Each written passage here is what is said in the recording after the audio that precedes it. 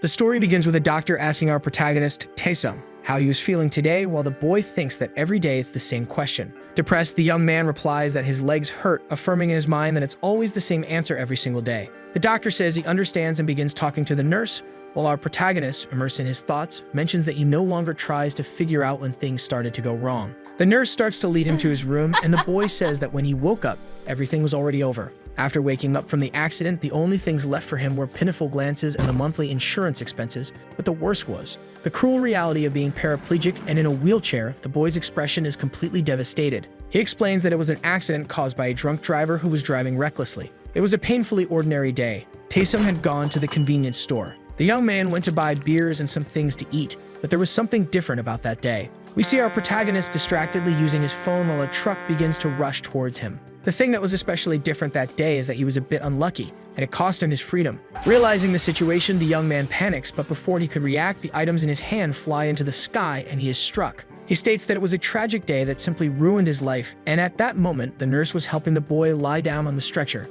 Taesung comments that he felt an immense pain in his legs as if they were always being torn from his body. Looking at his hand with some medicine, the boy thinks that he has no choice but to rely on the medication every night to reduce his suffering. Finally, the boy mentions that people say God only gives trials you can bear, but he would have preferred to die than to go through this. After some time already at night in the hospital, the boy was sedated by the medication but still couldn't sleep. With the phone in his hand, the boy states that there weren't many things he could do being paraplegic, and the most he could manage was to read novels. The boy also thinks that he started reading a new one last week while staring at his phone with a notification that he received 50 free chapters. Taesung thinks that whenever he read novels with happy endings, he also felt happy, and it was comforting to read on days like that when sadness completely overwhelmed him. After staying up all night with a completely empty look on his face, the boy thinks that he had almost finished reading that novel and would finish it that night. Recapping the ending of the story he had read, Taesung explains that the wizard Aiden destroyed everything in his path and in the end claimed victory and chose to create a new world. He ended the old world and created a new one according to his own liking, and everyone lost their memories and lived a happy life. Even those who experienced traumatic deaths and those who Aiden cherished were there, and in the new world, everyone lived happily even without remembering that the war existed. However, with that ending, our protagonist was extremely irritated, wondering what the hell that was. He thinks that the protagonist did everything to protect the world, but Aiden ended up undoing everything and destroying the world that he tried to save just to create a new one for himself. Trembling, our protagonist, Taesung, wonders why the novel he randomly chose to read also had to have a bad ending. Placing his hands over his head, the boy begins to cry incessantly, questioning why he couldn't be happy no matter what he tried. Consoling himself, he thinks that he certainly didn't care about the novel's ending, and that even if he woke up tomorrow, he would never be able to experience something like a happy ending, so the only thing he could do was fall asleep and face his reality. However, before the IV in his vein, a blue light begins to emerge and illuminate the entire hospital. A holographic window appears informing that the mission, the wizard who dominates the world, has begun, and someone with clear eyes can be seen waking up. Taesung, who was completely different upon waking, is utterly confused about what was happening.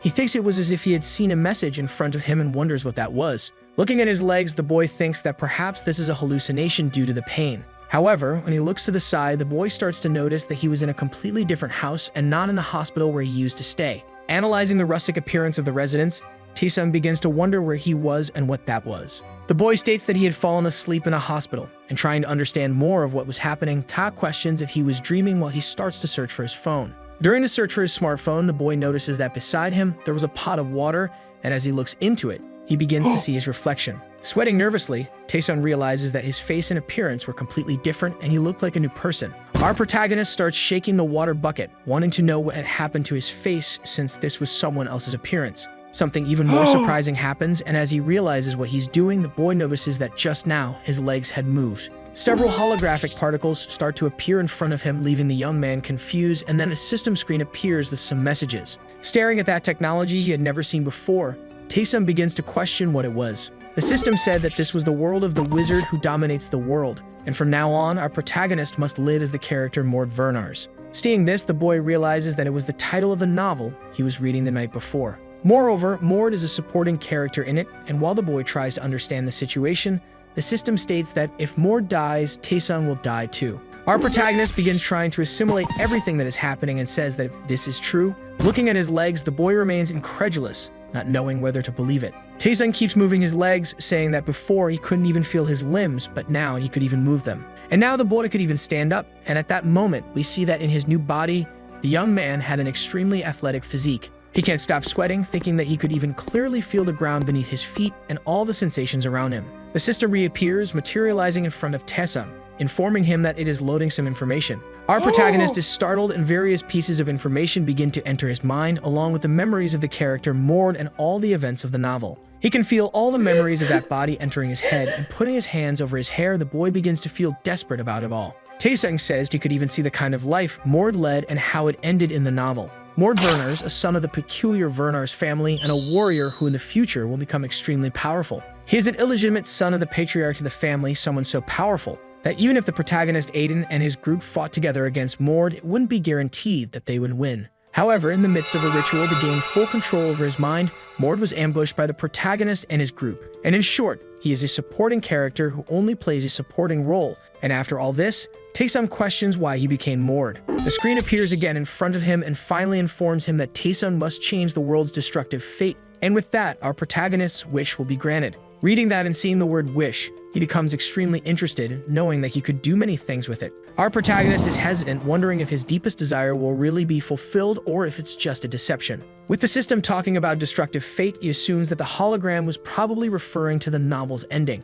So that system wants Taesung to protect the world instead of Aiden, who will destroy that land later, and with all that, the protagonist mentions that he needs to think a bit. The young man also says that he might be dreaming because he was tired of his previous life. Tae remembers moments from his last life where he hated repeating every day as a paraplegic. So if this were a dream, he didn't want to wake up and didn't care if it was a prank or something like that. And already thinking about his wish, the boy states that he wanted his body to return to how it was before the accident. In fact, he wouldn't be satisfied with just that. Once again, the young man remembers the request the system made while he begins to ponder something. The boy thinks that he had all the information about the novel, The Wizard Who Dominates the World. In addition to all of Mord's power and talent, changing the destructive fate was extremely worth trying as long as his wish would be granted. And finally, our protagonist declares that he wouldn't just try, no matter what, he would succeed. The explanation about Mord Verners continues as he is a part of the bloodline of Artuk Verners and is a bastard son. Without knowing who his mother was, the boy had a difficult life because a few days after his birth, his mother passed away.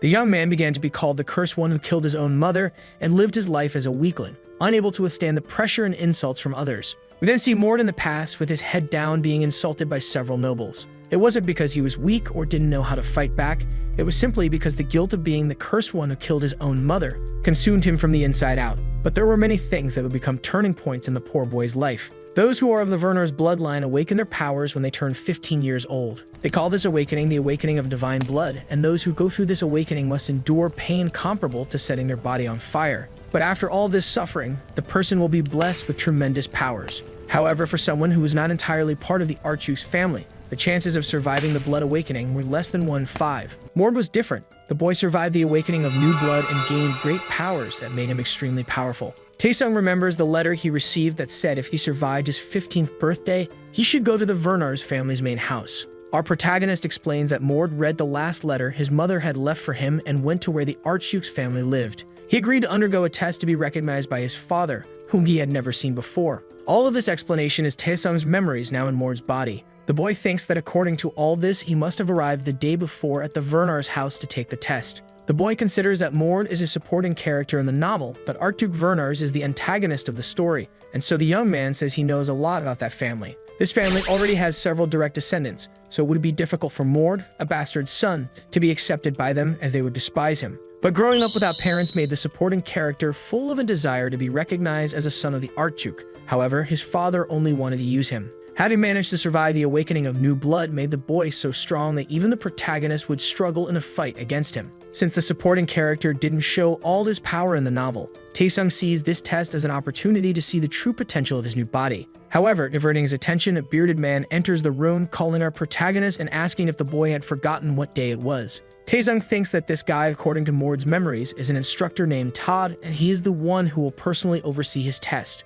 Todd is a muscular man with short hair and a beard, and has various battle scars. In an imposing manner, the man asks what the boy was doing standing still. In his mind, the boy notes that this guy was quite ripped, as an instructor should be, and then he goes up to the man, asking if he was Todd. For some reason, the man finds the whole situation strange, thinking to himself that the boy seemed a bit different from yesterday, as if his personality had changed. And staring at our protagonist, Todd notes that even the boy's gaze was different from the day before, but he thinks that it was just his imagination. Todd asks Mord if the young man had forgotten the explanation about the test he was going to take, and Werner's retorts, asking what kind of test he was supposed to do, as he didn't remember. The soldier explains that it would be a test to see the boy's full potential, and analyzing the young man's body, he assumes that since he is strong, he must know how to fight. Sweating at the situation, Taesung realizes that he has barely gotten used to his new body and already has to fight, thinking that he would have to fight for his life. But for some reason, the protagonist is extremely excited about it, seeing it as an opportunity. Nervous about what was about to happen,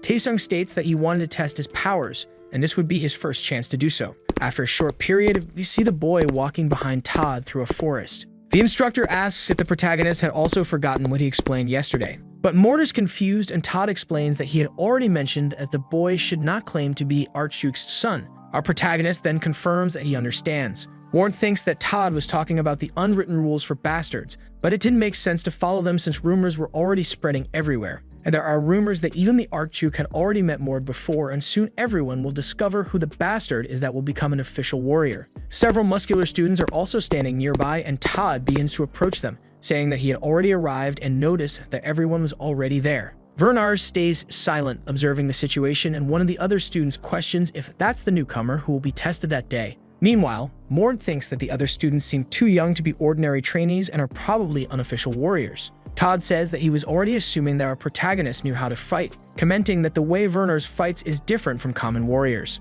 The young man begins to explain with a serious expression that if Werner's uses weapons when they are not properly trained and prepared. But once they are trained, they will no longer depend on common weapons, as they will obtain something extraordinary. And with that family style, they will fight using only their own bodies and hands with their powers. Todd confirms this, noting that of course, those who are not of Werner's blood use weapons, but others learn combat skills. Mord thinks that he already knew about this because the Werner's family is the best warrior organization on the continent, and they achieved this solely through hand-to-hand combat. Our protagonist begins to think that it seemed almost impossible, but there is no weapon in this world that surpasses the physique of the Werners, regardless of the blacksmith who forges it. Tada begins to explain that this test will determine which affiliation the warriors should follow and how they should train, and he asks one of the students, named Vince, if he is ready. Vince nods, then says he is fully prepared as he begins to walk to the center of the training area. Todd orders Mord to fight against Vince, stating that the result of this fight will determine the boy's future, so he should give his all and prove that he possesses Werner blood. The two boys stare at each other for a moment, staying silent as they observe one another,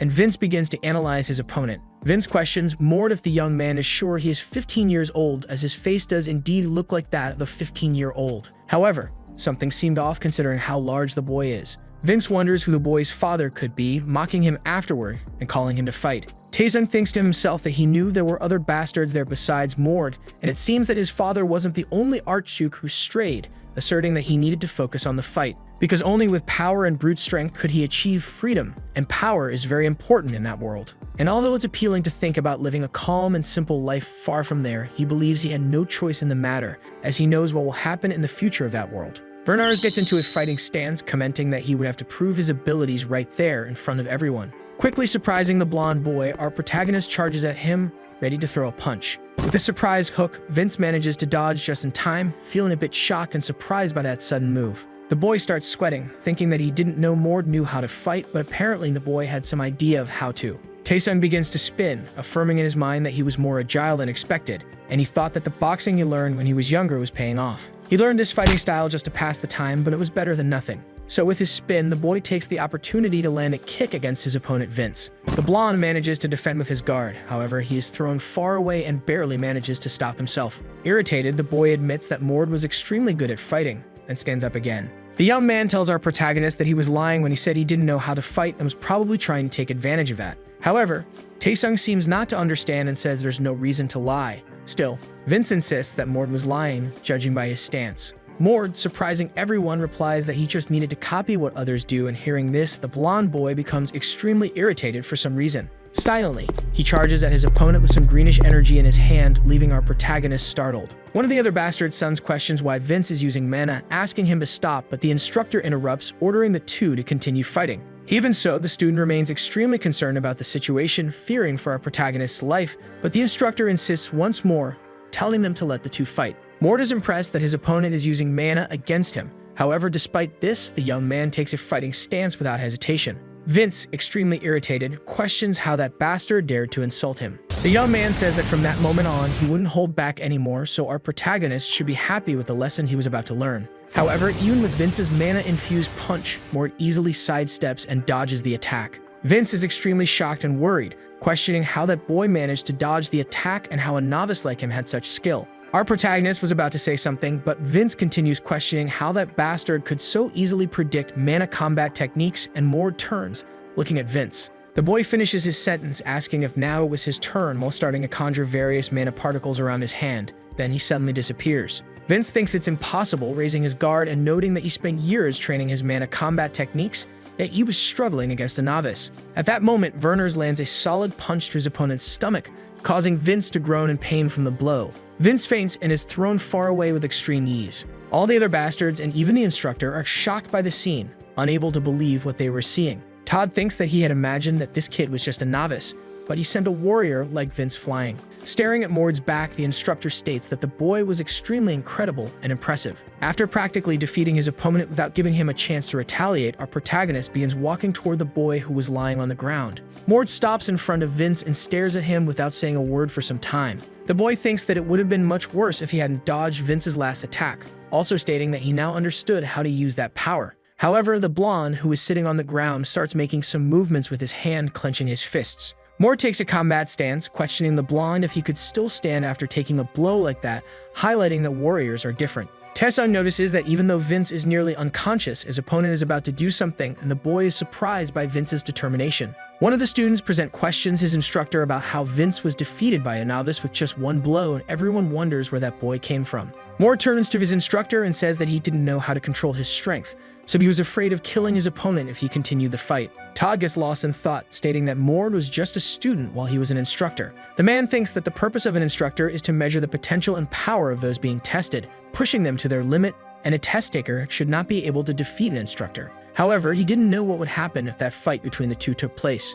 So to avoid further confusion, Todd orders the fight to end, and then one of the other students walks over to Vince, helping him up. Irritated, the instructor approaches our protagonist, questioning why the boy had lied. However, hearing this, Mort is confused. Todd says that the boy claimed he had never learned to fight, but from what he had just seen, that proved otherwise. Mort explains that he truly never learned to fight in his life and hadn't lied at any point. But the instructor asserts that he won't believe it since it's impossible for someone who has never learned mana combat techniques to suddenly use them in a fight. Werners, in an attempt to cover for himself, says that he didn't know that was mana, as he could only use it after becoming completely enraged, and he didn't even know what it was. Todd doesn't believe that explanation and asks the boy if he thought he could really convince an instructor with decades of experience with just an excuse. Still trying to keep his true nature hidden, the boy begins to talk to Todd about his blood awakening experience and what happened. It's explained to us that Mord could use mana before his awakening, which is why he is so talented. The god of combat Werners and the goddess of the heavens Arita. The blood of these two gods runs through Mord's veins. This created an incredible synergy, making the boy a miraculous being. In other words, Mord had a blessed genetic heritage. The boy hadn't received even a minimally decent training until he was 15 years old. Yet, in just 7 years, he would become stronger than Archduke Werners and the strongest successor to the god of combat, and that's how the story evolved. After coming up with an appropriate excuse that was also a half-truth, Todd began to believe it, saying that if it were true, the boy was a monster of talent. The instructor then asked the boy if he had any idea who Vince was, and the boy explained that since he met the blonde for the first time, he didn't know who he was. Vince was a Werners warrior who had been trained from an early age and had gone through an extremely complicated test. And even with all that, a novice like Mord had defeated him just like that. Putting that aside, Todd explained that our protagonist earned 200 points and passed a test that has a maximum score of 100 points, questioning what he would do now. But the boy was confused because he didn't know what to do since the instructor hadn't explained anything. Mord then stated that he still didn't know what this test was for,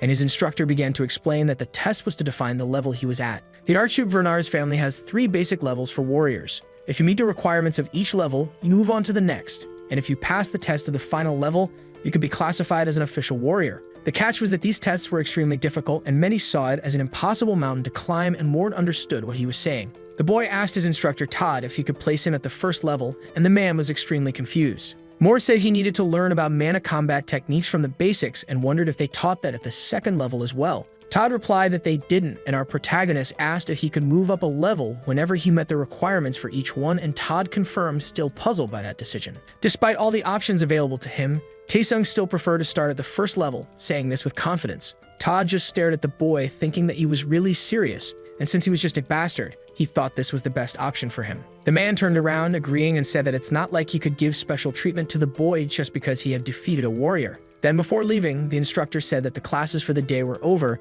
and that he would send someone to explain the first level to our protagonist the next day. Already lying in one of the rooms in that place, the boy began to think that the test had been extremely easy. Taesung wondered if Mord went through this whole process that he was now experiencing, since the novel didn't go into much detail about how Mord became Archduke Vernar's trump card. But that made sense, as the boy was just a supporting character in the story, and there was no reason to delve deeper into his background. The boy only remembered that the Archduke of Vernars tried to maximize Mord's potential and dominate his mind to use him as a human weapon. The boy recalled that Mord was always beaten as a child and never fought back, assuming that in his past life, the supporting character must have been beaten and stayed at the first level. With all these memories and thoughts flooding his mind, the boy stated that he understood why he had possessed Mord's body. In his past life as Taesung, he wasn't someone significant to the world, but he always fought when he felt wronged. In contrast, in the novel, Mord lived a completely different lifestyle, being the complete opposite of him. The boy got up and began to walk towards something in the room while thinking that he was going to save the world from destruction, and to do so, he had to stop the protagonist of the novel.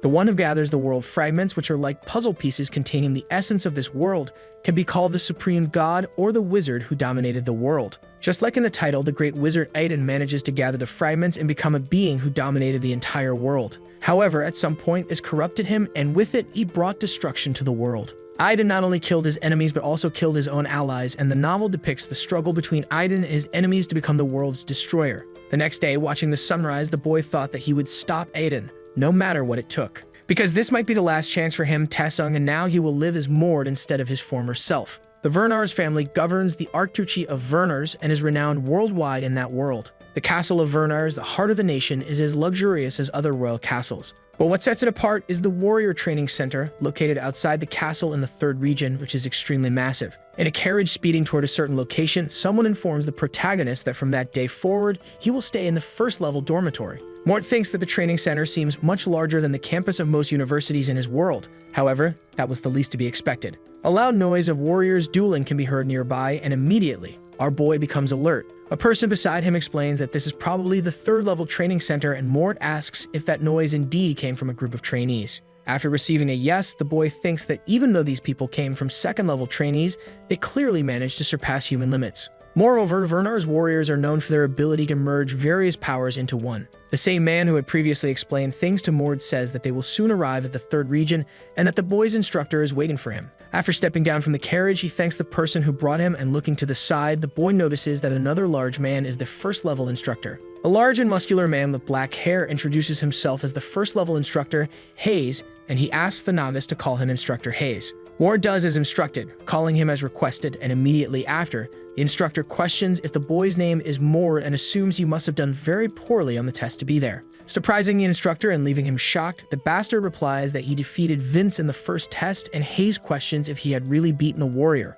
After receiving confirmation, the man is incredulous, not believing what happened and wondering why the young man is there. Mord thinks there's no reason to lie about it since everyone will soon know, and explains that he never learned combat techniques, which is why he came here to learn the basics. Still shocked by everything he heard, the instructor confirms, asking the boy to follow him, while thinking that the novice defeated a warrior without any basic training. The two begin to walk toward the battle center, and Hayes explains that there are some people training, so our protagonist shouldn't distract them. The boy thinks that this might be the 1st level, but the instructor must be strong since he's training people who will become Vernar's warriors. Upon arriving, they see various muscular children, and the instructor introduces the new trainee, Mord. The man says that Mord is a novice, and at that moment, our protagonist is sweating, not believing that this level is meant for children. Mord starts to assume that he should have gone straight to the 3rd level, and if he had the option to change, he would have done so. Hayes questions if the boy had never learned mana combat techniques, and Verners explains that he hadn't, but for some reason, he could use mana. The instructor states that just by having gone through the awakening of divine blood, he's already blessed, and since he has no mana, what he's going to teach now will be very easy. Hayes begins to explain some steps that the boy probably already knows, so the final step is learning to control the basics of mana and sense amplification. Our protagonist asks if he doesn't need to learn anything about the basics of combat skills. The instructor then questions if the boy wants to stay there for a long time because if he does, he will make that happen, but he supposes that the boy wouldn't want that. Vernars becomes extremely nervous and says to forget about it, and the instructor remarks that he understands what happened. The man states that he will try to teach the boy a few things, and after that, he'll have to learn everything on his own because at the second level, the instructor will only help with the things he's terrible at. Mord thinks that he needs to learn everything from the basics, and he cannot underestimate himself just because it's the first level. He needs to start from the beginning to master his power. The children are shocked, questioning if it even makes sense since the novice has only been training for 10 minutes. One of the children comments that they think the novice's mana is stronger than that of the instructors, and it's possible to see the boy surrounded by a blue aura. Imposingly, he asks if that's all or if there's more he needs to learn, and Mord continues to emit a crushing aura. Immediately, and somewhat frightened by all of this, the instructor responds that he has already surpassed the first level, and the boy wonders if that's really it. Now at the second level, the boy begins to think that the physical reinforcement lessons at the second level are divided into two sublevels. The first is to strengthen your body, which helps prevent injury even if you get run over. And the second level is to amplify your abilities, allowing you to transcend the limits you reach when you train your muscles, as he demonstrates by striking a wall. The only thing visible after the blow is the hole the boy left, while he also remarks that physical reinforcement is a very difficult skill to learn. Turning and looking at his new second-level instructor, he says that all that's left is the practical test, but the new instructor thinks that the boy has already passed the second level. The man asserts that the boy doesn't need to do anything further and that just with what he's done, he will start the third level the next day. The instructor explains that the second level is easy, but the third will be much harder because as people who are part of the Vernar's bloodline. With a serious expression, he states that the boy will face other powerful students without having learned any combat skills, relying only on his instincts. The young man realizes that he hasn't learned anything yet, and Hayes only sent him to the second level thinking he was hiding his power. Then the instructor puts his hand on Mord's shoulder, affirming that up to the second level, brute force is enough, but becoming a warrior at the third level won't be easy. Mord thinks that he already knew the third level would be difficult and in fact was excited to meet the people with the power of the divine blood awakening. The next day at dawn, we can see the quarters where the third level warriors stay. Some people are talking about the rumors related to Mord as he managed to pass through 2 levels in just 2 days and has Vernar's blood. Fayan, a red-haired young man who is also part of the bloodline, remarks that people like our protagonist only want to attract the Archduke's attention. With a serious expression of someone asking for trouble, he declares that he will show this rat that there are rankings within the Vernar's bloodline. People inform the red-haired boy that the novice has arrived, and shortly after, Mord reaches the place thinking he should have come here from the start. Fayan, eager to make his point, approaches the brown-haired boy, questioning if he's the novice, and Mord responds by asking who he is. The boy introduces himself as the captain of the second class. Fayan, our protagonist, thinks that this boy is also part of the Vernar's bloodline, just like him. Mord also says that he is part of that bloodline and is in the third level, then introduces himself. With arrogance, Vernar says that he doesn't know how long he will stay there. Hearing this as an insult, Fayan gets irritated, letting his aura leak out, questioning if our protagonist thinks this is a joke. Dismissively, Mord tells him not to take it that way since he wouldn't have come here if he thought it was all a joke, which only enrages Fayan further. Vernar states that he's not in the mood for a fight right now, so he asks Fayan to calm down, but the boy retorts that it's expected of someone from that bloodline. Because Mord was enduring his aura, and Mord says he won't be intimidated just by feeling the aura of a weakling, which further ignites his opponent's fury. The boy begins to conjure a reddish aura in his hand while questioning Mord if he thinks the world will bow to him just because he went through the awakening. With his aura leaking and his eyes completely red, Fayan is blinded by rage, only thinking about defeating and finishing off that novice. Other students begin to laugh at the novice, saying that no one could stop Fayan and that it would be difficult for the boy to stay alive if no instructor stepped in to stop the fight. Fayan declares to Mord that he won't hold back since our protagonist is also of the Vernar's bloodline. Then quickly, the red-haired boy rushes to attack the novice, trying to grab the young man's head with his hands and end the fight immediately. Blinded by rage, he says he'll make Mord pay for defaming that place and teach him a lesson about how the real world works. However, before he realizes it, a massive crash is heard, and a huge cloud of dust rises into the air, obscuring everyone's vision. The friend who was with Fayan earlier comments that the power was monstrous, and that the novice was very unlucky to run into Fayan, the leader there, but he hoped Mord would survive. As the smoke begins to clear, it becomes visible that one person is standing while another is kneeling as if they had taken a powerful attack and fallen to the ground. For some reason, all the other students are stunned by the scene, watching someone tremble after being struck by a powerful blow. The one standing is Mord, not understanding what is happening since he thought Fayan was stronger and would at least withstand one of his attacks. However, looking at Fayan lying on the ground with blood dripping from his nose and mouth, he remarks that Fayan was nothing more than a bully who barked a lot but had no dignity. Defeated and with his ego shattered, Fayan wipes the blood from his mouth. The young man stands up, still trembling from the blow, and curses our protagonist, claiming that he only got lucky. However, the boy imposingly states that it wasn't luck, it was because his opponent was too weak. Once again, Fian lets all of his aura and mana flow out and charges at his opponent to end the battle for good and prove his strength. Taking advantage of the opening, Fian left by being enraged and blinded by anger, Mord easily sidesteps the blow with extreme ease. He uses this opportunity to spin his entire body and quickly position himself behind Fian, ready to land a kick just as he did with his first opponent, Vince. Then, coating his foot with mana, the boy kicks Fian, sending him flying again several meters away, causing the poor boy to crash into the ground multiple times. After rolling from the impact, Fian stops when he hits a wall, and at that moment, a curtain of dust rises with the impact. Watching his opponent lying unconscious, Mord thinks he overdid it and hadn't expected Fian to be so weak, since the boy was the leader of the third level Vernar's warriors. Looking at his own hands, the young man judges that his strike was so strong because of the basic mana combat techniques he learned at the first and second levels. Worried, Fian's friend rushes to him, waking the boy to check if he's okay and trying to help him up. However, the warrior doesn't give up, and angry with all the humiliation, he pushes his own friend away, declaring that the battle isn't over yet. Mord, with extreme disdain and pity for his opponent, remarks that the boy had fainted and was unconscious for about 10 seconds. Despite everything, Fian doesn't let go of his pride and insists that it's a lie because Mord only struck him when he was off guard, which is why he was hit. Mocking his opponent, our protagonist says that leaving his guard down while fighting someone who will become a warrior is pathetic. Unleashing all of his rage and inner power, Fian declares that just because his opponent could talk didn't mean he could say everything that came to his mind. Thus, a red aura begins to envelop the young man, and the students, feeling that immense power, panic, realizing that Fian had awakened his powers. They shout at the novice to flee, otherwise he will die, but Mord remains unshaken and stands firm, thinking that Fian must have invoked the divine blood awakening. But he was controlling the divine blood in a completely wrong way, which makes sense since the boy was also a bastard child and didn't possess pure blood. Amidst all the chaos, someone begins to walk toward the two young men, questioning what the commotion was and trying to understand the situation. That person was an elder, and one of the students called him the third-level instructor, explaining that a fight between Fian and the novice had started. Observing the situation, the elder remained silent, and when his student asked if they should stop the two, the old man replied that they should do nothing and just wait for now. The elder thought that Fian was strong enough to compare to a regular warrior and hadn't had many opportunities to test the boy's true power, but now there was an opportunity. Looking at Mord, he assumed that this boy must be the Vernar's child who had reached the third level that day, so it wouldn't be too problematic if a child died. Red electricity began to course through Fian's body, and with a malevolent and extremely irritated smile, he declared that Mord would pay with his life. Mord, realizing what kind of power was in his opponent's hands, couldn't believe that his enemy could use such a technique. Fian clasped his hands together and quickly leaped towards Mord, attempting to strike from below with several powerful bolts of lightning emanating from his body. Seeing the attack coming his way, Vernar's thought that this was an advanced technique that uses the body or a weapon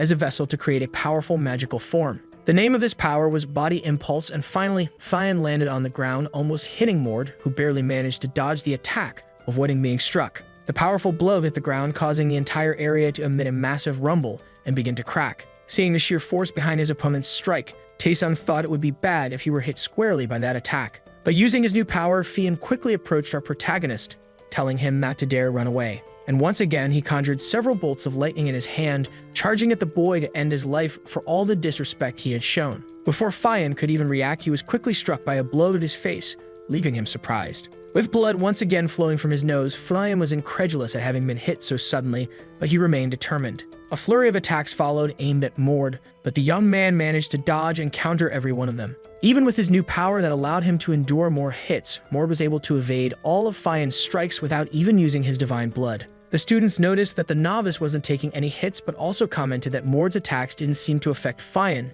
as he appeared to be holding up well. However, the elder instructor pointed out that something was off, as the red-haired boy was indeed suffering and gradually wearing himself out in the fight. The red-haired boy became extremely exhausted, and the old man noted that Fian's impulse was weakening. Mord remarked that it was time to get a bit more serious, and changing his strategy, it was now Vernar's who charged at his enemy to land a blow. With a quick punch, the boy struck Fian's stomach, catching him off guard and preventing him from reacting to the extremely fast attack. When he was hit, Fian groaned in pain, with more tomato juice spilling from his mouth. The boy was once again thrown far away, and Mord remained in his fighting stance, apologizing because he tried to hold back, but seemed to have used too much force. Recovering from the punch, Fian angrily told Mord to shut up, claiming that all he had done so far was run away like a coward, trying to set a trap for him. However, Taesum became extremely irritated by this, merely listening to Fian's threats and using them as fuel. Imposingly, he declared that he would stop dodging and that he had been going easy, but since Fian was getting on his nerves, he would end this. Fian thought he had successfully manipulated our protagonist, assuming the boy had fallen into his trap.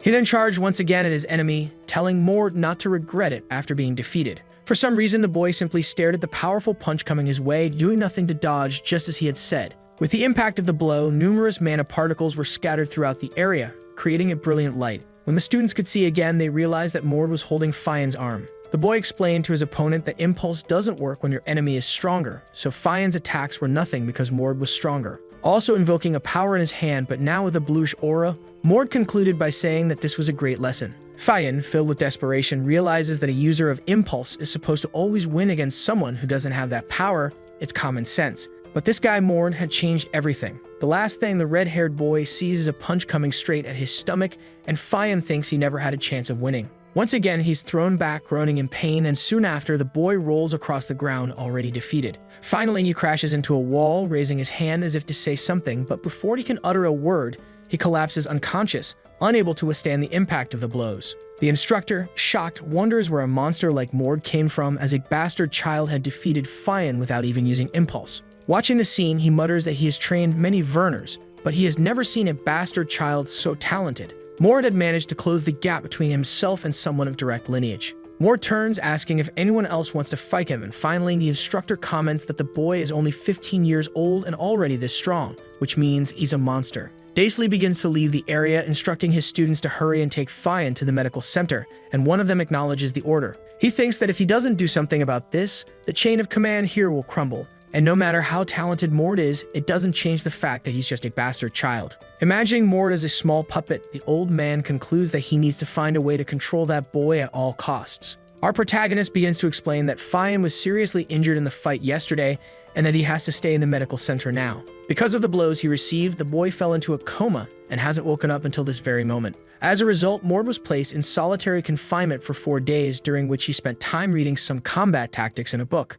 Closing the book he was reading, the boy remarks that this theoretical combat test was quite easy. Considering that he did postgraduate studies in his past life, the theoretical test shouldn't be a problem for him, and he would be able to handle it. The boy begins to stretch, stating that staying in the dormitory all day was boring, so he would go practice his mana combat technique. A mysterious figure arrives, telling Mord that he heard he had already caused trouble in the 3rd level training area. When our protagonist looks up, he notices that the person is Todd, and he asks his instructor what he's doing there. The man explains that the Archduke wants to see him. Our protagonist is confused, questioning why such an important figure would want to see him, and the man explains that he'll find out when he gets to the designated location. Todd also mentions that the boy doesn't need to change his clothes since the Archduke doesn't expect him to know noble etiquette, so he's fine as he is. Our protagonist simply agrees, thinking that Archduke Werners didn't care much for noble etiquette even in the novel, and with that, they set off. Todd explains that rumors about the boy have spread everywhere, how he completed the 1st and 2nd levels, and he didn't expect things to go so smoothly.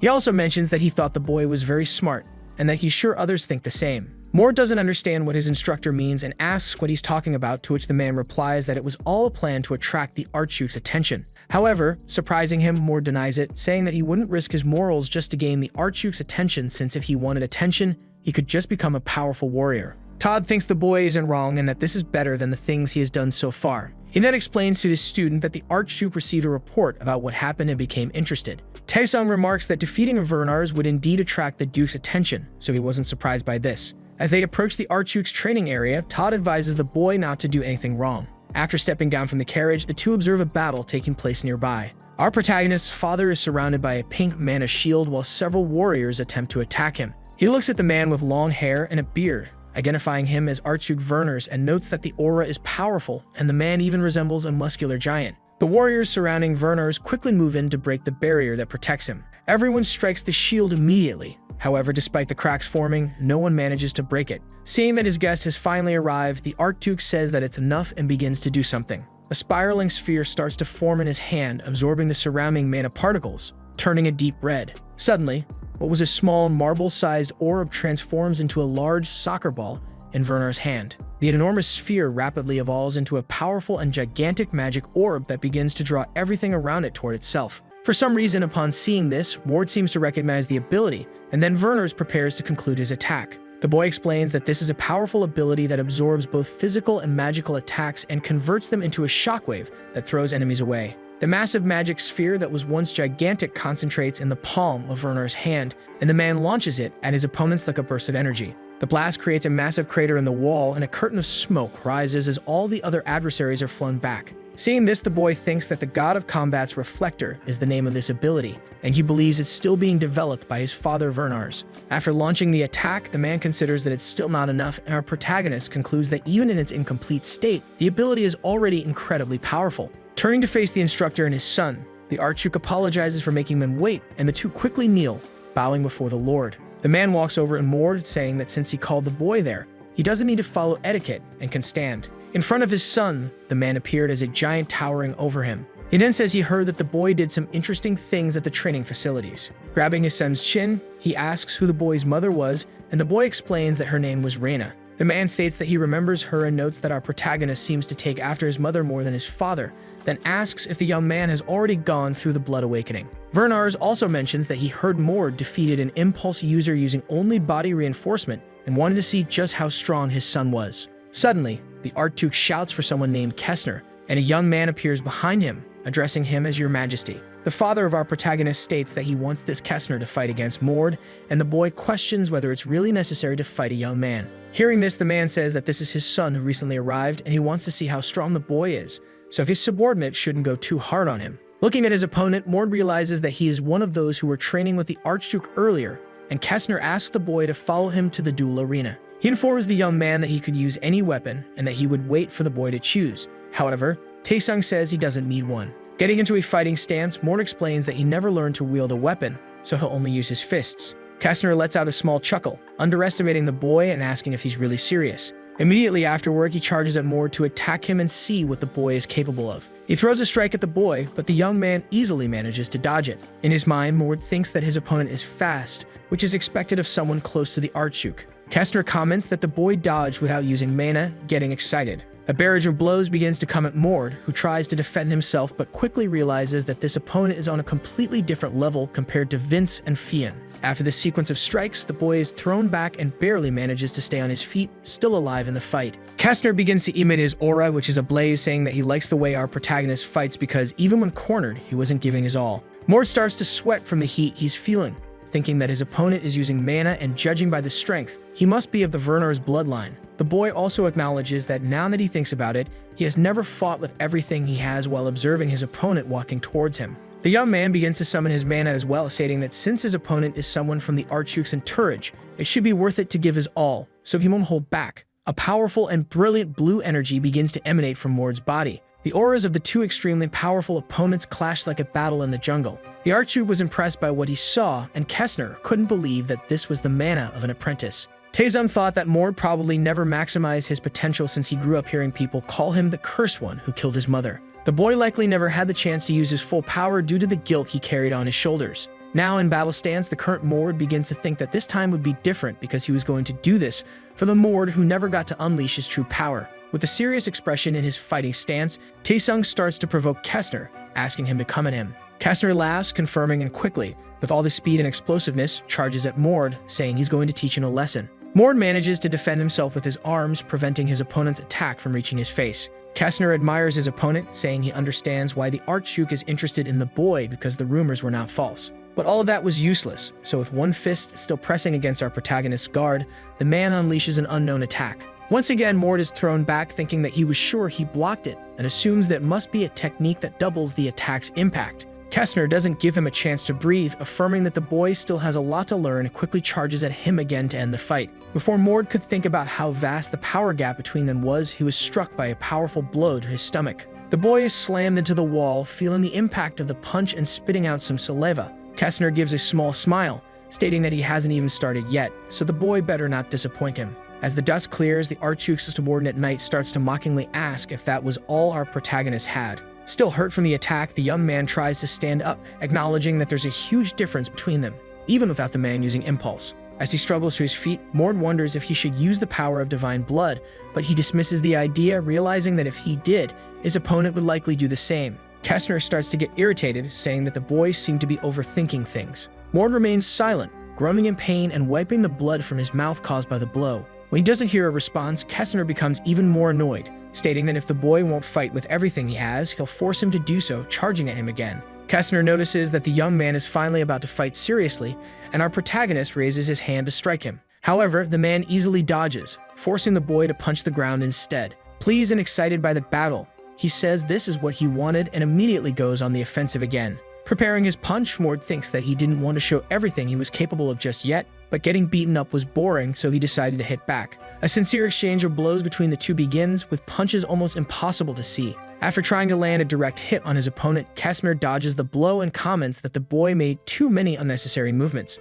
From slightly below, the man remarks that the young man is talented, but his combat skills are still that of a novice as he begins to gather mana in his hand. The man launches the attack at his opponent, but only manages to hit his forearm. Kestner comments that he thought the boy wasn't going to defend anymore. Mord responds, saying that he knew he would do that, and then counterattacks with mana, landing a solid hit on his opponent's vulnerable arm. However, Kestner is surprised to realize that the attack on his arm was the same one he used earlier, double attack. The man notices that his opponent had not only blocked his attack on purpose, but had also copied the movement, replicating it too quickly. Kestner becomes extremely irritated, clenching his fists as he realizes that the boy managed to replicate his double attack way too fast. A golden aura with several lightning bolts begins to emanate from the man's hand, and he says he's becoming more impressed and interested in our protagonist. And because of that, Mord would now have to give it his all. Seeing that his opponent was using impulse, the young man wonders if his enemy is finally going to use his true power. However, the Archduke immediately interrupts the fight, ordering them to separate, surprising Kestner.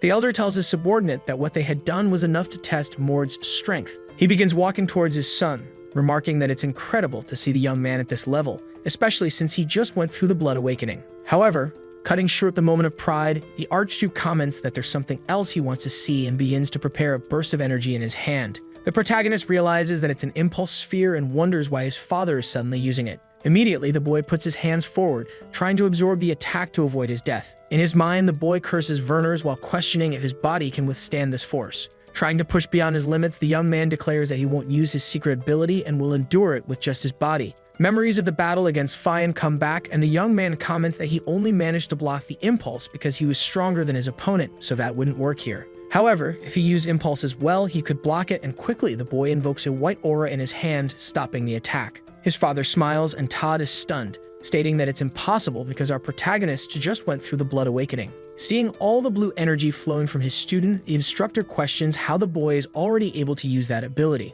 Looking at his own hand, Mord comments that the talents of his body are better than he imagined because he can see someone using an ability and already replicate it. The Archduke is extremely pleased, saying that this is expected of someone of his blood, and hearing this, Mord becomes irritated, remembering that this man uses people. Werners, brimming with pride, comments that he will reward his son since he passed the test, then asks what the young man desires. The nobleman says the boy could have wealth beyond imagination or a mentor to train him, and he could ask for anything. Our protagonist is momentarily confused, noting that she never expected something like this, but she already knew what to ask for. She just needs to collect the world fragments before Aiden does, as that's what's necessary to prevent the world's destruction. The boy replies that he doesn't want such trivial things, and his father then asks what his wish is. Surprising everyone, Mord says he wants to challenge the tomb of the god of combat. Taesum explains that there are places called dungeons in the novel. They are dangerous and filled with monsters. The dungeons in this world are a bit different because they have signs of erosion from other worlds. In other words, dungeons form where this world and another overlap. Almost all dungeons overlap with the demon realm, but the tomb with the god of combat is said to be where the god of combat Werners was created. This place has an overlap with another world, and it's where one of the world fragments is located. Upon hearing his son's request, the Archduke becomes extremely serious and remains silent for a few seconds. He places his hand on his chin, continuing to ponder it, and our protagonist wonders if he asked for it too soon. His father asks what the boy's reason is for wanting to go to that place, since there doesn't seem to be a clear motive. The boy gives the excuse that he heard there are traces of the god of combat Werners there, and he wants to see with his own eyes the source of the lineage he acquired upon awakening. Kestner, who was the boy's opponent earlier, says that this boy is more immature than he thought. He explains that the tomb of the god of combat is the place where the coming-of-age ceremony is held for those of the direct bloodline. And what he's asking for is basically a challenge to the direct bloodline, and a bastard child shouldn't be allowed to go to that place.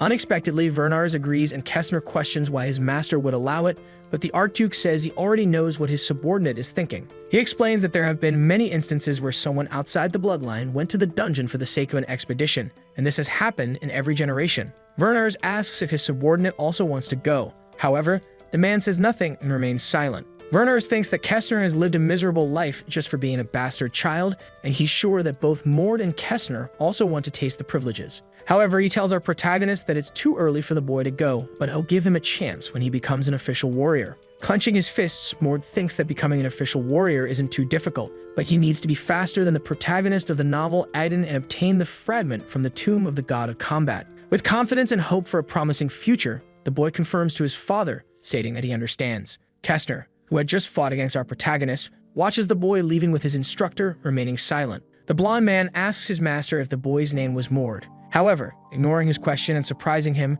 Werners asks what he thought of the boy given that he had fought against him. The man explains that it seemed like Mord was hiding a lot because he was certain the boy hadn't given his all in the fight. Werners, hearing this, responds that it seemed like Mord had given his all to hold back the impulse sphere and had also learned that ability the moment he received it. Kestner acknowledges that he knew there were people who could learn things quickly. However, the thing that shocked him most about the young man was the amount of mana he possessed, as even though he didn't yet know how to control it, the boy's mana level was astonishing. The Archu comments that Mord's mana had a resemblance to that of Erna, and he was about to say something more but suddenly stops. Kestner asks what his master was going to say, but the man remains silent, then dismisses it, saying it was nothing. Werners thinks that the boy's gaze lacked any desire and was almost lifeless. The eyes of his bastard children were always full of the desire to be recognized by their father, but his were different. Smiling, the old man remarks that the boy reminds him a lot of his mother, Reina, and that he was an extremely interesting child. Back at the third-level training center, several warriors are seen dueling with each other. Mord arrives and takes the opportunity to observe the fight happening among his teammates.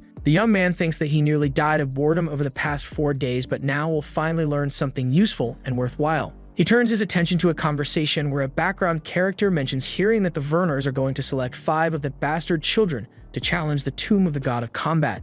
A brown-haired boy says that apparently this is an expedition to discover a pattern in the tomb of the god of combat since the pattern changes every time. Hearing all this, Mord thinks that Kestner has also decided to try facing the tomb of the god of combat, and he needs to hurry to become a warrior. Daisley arrives at the scene asking if everyone is present, and a background character responds that everyone is there except Fian. Imposingly, the instructor commands all the students to prepare for training. After saying this, the man walks over to our protagonist, asking if he's the novice, and the boy promptly responds that he is. The elder remarks that Mord cannot participate in this training because it's his first day, and that he should ask his peers for help in learning what has already been taught. Werners becomes irritated, questioning why his instructor doesn't want to teach him since he doesn't want to learn from other students. Daisley, enraged, comments that the young man is giving orders right after beating Captain Fian on his first day, and the boy retorts that he has already been punished for what he did. However, this does not calm the situation, making the instructor even more furious. He orders the boy to stop talking back, questioning if this is how he was taught to behave.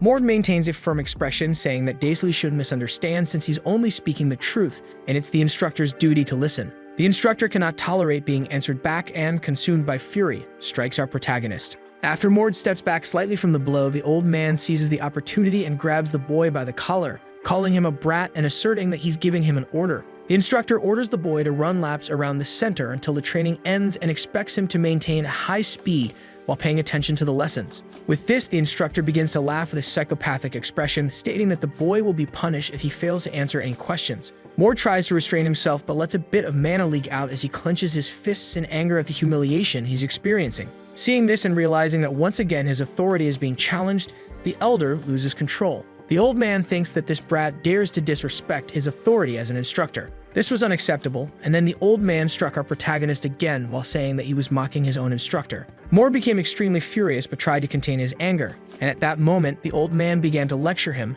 asserting that the instructor's authority was absolute there. And if the boy continued to resist, he would be removed as a student, immediately asking Mord if he had understood everything. Wiping the blood from his mouth after taking the old man's blow, the boy began cursing him in his mind and wondered if he should hit him. However, he changed his mind, thinking that if he caused another fight there, it could interfere with his test to become an official warrior. And for that reason, he needed to hold back so he could go to the tomb of the god of war. So the young man responded that he understood, addressing the old man as Sir. Stating that his authority was restored, Daisley questioned what the boy was doing because he should be running. And even though he was silent, swallowing all the anger he was feeling, our protagonist began to run as his instructor had ordered. Watching the back of the student who had defied him, the instructor thought he would ensure the young man was punished for disrespecting him. Our protagonist explains that during the time that passed after that event, Daisley seemed to hold a grudge for what happened and continued to punish him for no reason. It became apparent that the boy was constantly being assaulted by the old man. The boy also stated that Daisley had gone mad with the authority he had and let it completely go to his head.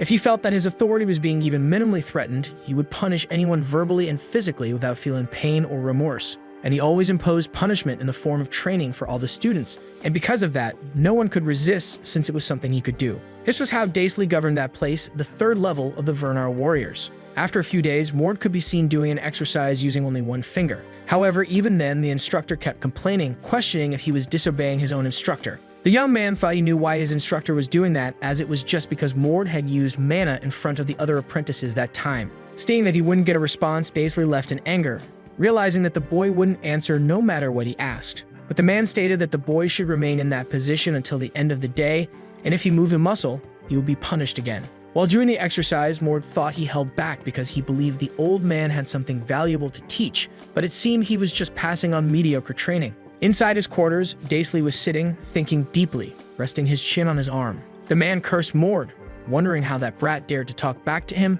and the punishment he gave the boy should have destroyed anyone's body. But Mord endured until the end, as if he wanted to rebel one day, practically challenging his authority. The man wondered how a bastard child with no training could be so strong, and then he punched the wall. Getting up, he then stated that the boy would fall soon and he would make sure of it with his own hands. The next day, we hear the protagonist saying that he will take the test to become an official warrior. He is staring at an instructor while the other cadets are shocked at what he has just said. The confused old man asks if he is sure about what he just said, and our hero just firmly confirms it. He is immediately reprimanded by the old man, who says he has never learned anything to become a warrior. But that doesn't intimidate Kim, who says it's because the instructor neglected his job. Then he approaches him and says that in reality, the old man is not qualified to teach. This irritates an elder, who tells him to stop talking nonsense as he is the only one who judges who can take the test or not. But while the old man continues to complain, the protagonist gives a malicious smile, saying that he can't say that, and that he officially challenges the instructor Daisley to a combat god's spirit. Upon hearing what the young man just proposed, the old man begins to be in shock, remembering that the spirit of the combat god refers to the sacred practice of duels. And since all those with great powers also follow barbaric traditions, this duel simply means that the strong one is right. They believe that the combat god gives his blessings only to true warriors, meaning that the duel's winner is always the one who is right. Soon the old man questions how the protagonist knows this, but he says it doesn't matter and that, according to the laws of Vernars, an apprentice can request the combat god's spirit from an instructor. In fact, this came from a legend where the combat god grew up without knowing his true abilities, as when he was younger, he was harassed by powerful beings. Soon after he took the throne, he told all his descendants that those who dictate over others must have the necessary ability for it. Therefore, in Vernar's laws, it is allowed for apprentices to challenge instructors for the combat god's spirit. The protagonist thinks the old man was crazy when he considered this, but now will dare to use it in his favor. However, soon Daisley grabs his collar and says he is just a child to be asking for this, and that he is too young to talk about such an important sacred right. But the protagonist quickly tells him to shut up and not to fool himself, since he does not have the right to deny the combat god's spirit. He then lets go of the instructor's hands and slowly walks away from him, while his back is being watched by the same. The protagonist then prepares to do something with his mana, and shouts for everyone to hear that apprentice Mord requires the combat god's spirit to duel against third-level instructor Daisley. He repeats this message as a shout that echoes throughout the palace so that everyone can hear what is happening. But this displeases the instructor. However, before he can say anything, the protagonist turns around, telling him not even to think about denying his request. But if he plans to do so, he will spread to everyone that he ran away from a disciple. Daisley gets irritated by the brat's presumptuous actions, but our hero remains firm and asks if he still hasn't understood what is happening, and that this is his last chance to prove himself a true instructor, warning the old man that he no longer wants to waste time with useless people like him. Feeling the pressure the young man is emanating, the instructor begins to think he should have come wearing brown pants, and that it seems he didn't show all his power when he faced Fian, thinking that now he can't hold back, and even if he is talented, he is still just a child.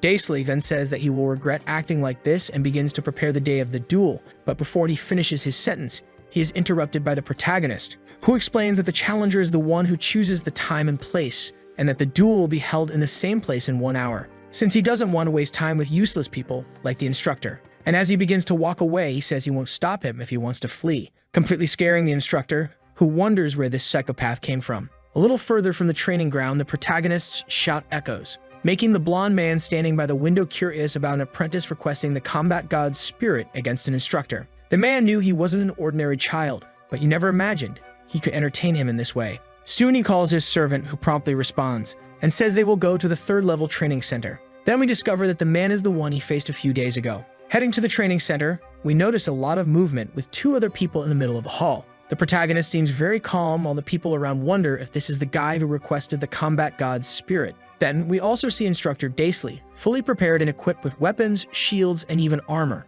Mord approaches, saying that he really chose to fight instead of fleeing, and is answered by the instructor, who says he will take that arrogance out of him by force. But this threat ends up being in vain, as the MC says that a barking dog doesn't bite. This makes the instructor even more irritated by the young man's insolence, while he just smiles calmly. Suddenly, someone arrives, asking if they are late and saying they thought they wouldn't make it in time. Soon both realize it's Mr. Kessner, and they question why he's there. The problem is that hearing the protagonist speak so calmly to the official makes the instructor suspicious. Realizing that the boy knows this official and confirming that he wasn't being arrogant for no reason, as he is supported by someone powerful. Kessner says he heard about what was going to happen there and then asks what he is planning by requesting the combat god's spirit. He is soon answered by Mord, who says that the man is neglecting his role and seems to only have malicious thoughts in his mind. This makes Kessner chuckle slightly as he finds the protagonist amusing. He then asks if our hero really thinks he will win and says that even though the instructor is retired, he shouldn't be underestimated. The old man also speaks up and says he will beat the protagonist until he begs for forgiveness,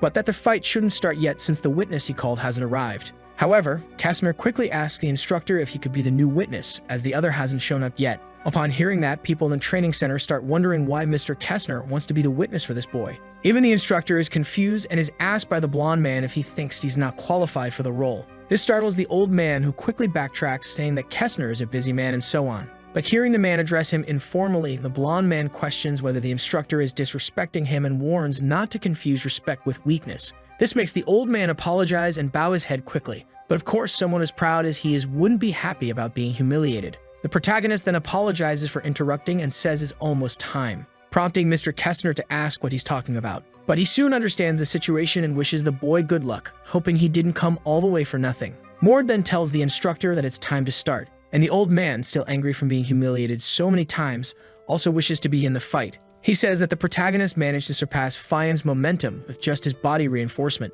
But while preparing an aura on his sword, he says that Mord will regret it if that's all he has. This makes our hero get a little more serious. The old man then continues, saying he wants to see if Mord can also block a sword with that momentum. But before he can do anything, the protagonist says he's funny, leaving Daisley confused. While preparing his aura, Mord says he's completely wrong, and asks if he really thinks an apprentice would challenge an instructor with just that. Then he shows his aura spreading across his entire body while looking confident in the fight. This makes the old man realize that Mord is using body impulse and wonders when he learned that. But before he can continue his line of thought, the protagonist quickly advances, gathering all of his aura into his fist to throw a punch. But the confident old man says it won't change a thing, and soon the two attacks collide, causing a powerful shockwave. However, the protagonist's fist ends up winning, shocking the old man, who realizes the attack is coming his way. And soon he's hit by our hero's strength, being thrown backward, where he uses all the strength in his legs to stop, becoming extremely confused, wondering how Mord pierced through his attack and sent him flying. But once again, the protagonist advances, already preparing a new attack.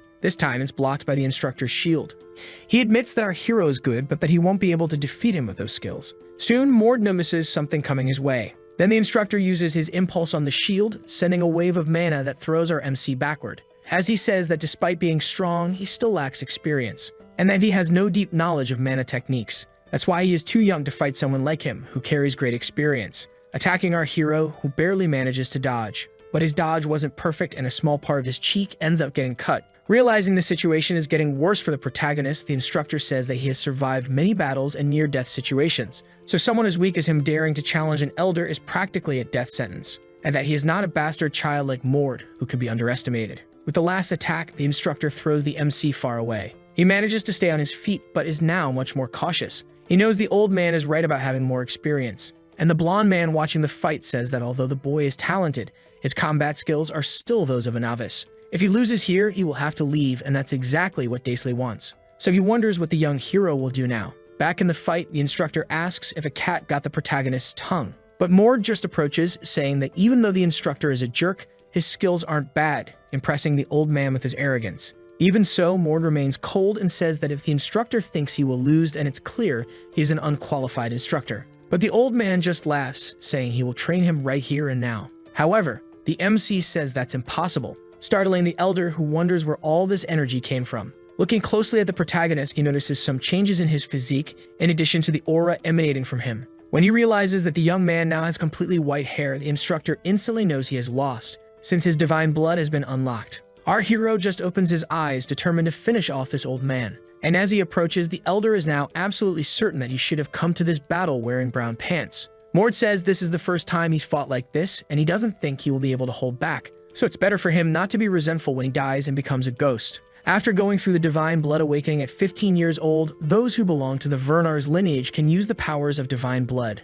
However, most of them stop using the divine blood powers to increase their mana storage, and this allows them to gain incredible powers. But if someone exists who can fully control the divine blood, that person will gain incomparable power. The people watching this scene in the training room are shocked, wondering if the protagonist is really only 15 years old. Even Kestner is impressed at how a 15-year-old boy managed to awaken the powers of divine blood. And although he was considered the most talented among several boys, it took him 4 years to awaken it. Yet this young man who arrived just 8 days ago has already reached this level. Instructor Ghastly is also beginning to soil his pants because when he looks into the boy's silver eyes, he is certain that he has awakened the blood. As the protagonist throws his superior instinct aura all around, he finds it unbelievable. Mord then tries to show a little mercy and says that if he wants to give up, he can do so and will only lose his pride. But the instructor shouts, telling him not to talk nonsense, because even if he managed to awaken the divine powers, there's no way he would lose to a novice. However, before he finishes speaking, the protagonist quickly approaches, telling him not to regret this later. But this attack is something the old man anticipated, and he is fully confident he can defend it. So he puts his shield in front of the protagonist's blow, saying it will have no effect. But the opposite happens as he is sent flying with just one hand movement from our hero, falling violently to the ground as he is dragged across the dirt. Suddenly, it hits him, and the old man realizes that this is the power of divine blood. Mord wonders if his attack was too strong as he still can't control it properly, while the old man is certain he just lost to a 15-year-old boy. Even so, he maintains his pride, and despite his injured shoulder, he doesn't let himself be defeated. He then begins to use all of his impulse in the sword, preparing a desperate final attack, charging towards the protagonist and preparing an attack strong enough to eliminate him. But before he can even make a move with his sword, our hero is already close, telling him to drop that pride. Then incredibly, the old man manages to dodge the attack, moving behind him, while shouting for him not to lower his guard, saying that no matter how strong he thinks he is, when it comes to combat technique, he is far superior. A large explosion is seen after the elder's attack, earning praise even from Kestner, who finds it incredible that he managed to turn the situation around. However, the most powerful weapon and shield of the Vernars are their own bodies, and soon we realize that the sword imbued with impulse wasn't even enough to scratch the protagonist's body, since it won't hurt someone who has already awakened their divine powers. In that moment, Instructor Ghastly felt true terror, as he realized that the sword he had trained with for decades was doing nothing against a 15-year-old boy. He then starts swinging it frantically in all directions, finding it impossible. But our hero just stands there, receiving the attacks. He soon says that he's disappointed, because not only is he weak, but he also wanted to act like the greatest of all. Upon hearing this, Ghastly gets irritated, preparing another attack with all his strength. But with bare hands, the protagonist stops the sword's movement, and explains that those who are descendants of the god of combat fight with their own hands because there is no weapon stronger than their physique. He then asks if the instructor really thought such an attack would hurt him, while gripping the old man's sword even tighter, and then releases an electric shock using his divine power, making the old man writhe in pain from the shock of over 1,000,000 volts. The elderly man then falls to his knees before the protagonist, and looking down at him, Mord asks if he's in shock and tells him to accept his defeat, or else he swears he will eliminate him right there and then. Ghastly, who is not only in shock but also soiled his pants, is now terrified of that boy, realizing that from the beginning, he was never able to win against this incomparable power. He then lowers his head coldly and accepts his defeat before our hero. At that same moment, the crowd watching the battle begins to shout that the son of Vernars defeated Ghastly. Even the blonde man finds it impressive how a bastard son who awakened the divine blood managed to use the blood powers. Not only that, but he nearly killed his instructor in the combat god's spirit duel, so he has no idea how strong he might become. And as he watches the protagonist walking away towards a gate, he remarks that it was a good battle. In the distance, we observe 2 other people who were spying on the battle. The hooded one says that boy was incredible, and mentions having heard that he was quite brave and unafraid of being defeated. We then discover that the hooded person is a beautiful woman named Erna Vernars, 7th in the direct lineage of the Vernars. Let's now go to the castle of Archduke Vernars. There the old man remains seated on the throne while observing the protagonist. He says that the young man became an official warrior and even easily won the duel against Mr. Ghastly. Mord simply confirms this and says he's there to collect what was promised him. Then the Lord asks if he only requested the combat god's spirit to become a warrior faster. To which the protagonist responds that he actually couldn't stand by while his instructor neglected his role. The patriarch then approaches, saying that the strong are always right, and that's the motto of the Vernars. That's why he sees no problem with his actions. But what piques his curiosity is why he hid his powers before. Our hero explains that he was being cautious with the use of mana and impulse because he didn't know how to control them, as it was his first time using both. The patriarch finds that explanation reasonable. He's sure the protagonist came there just to challenge the combat god's tomb, and the latter affirms this. However, one of the guards present advises him to reconsider his choice a bit, as allowing him to challenge the tomb before the announcement will make some people complain. But upon hearing his subordinate try and give his opinion, the patriarch becomes completely irritated,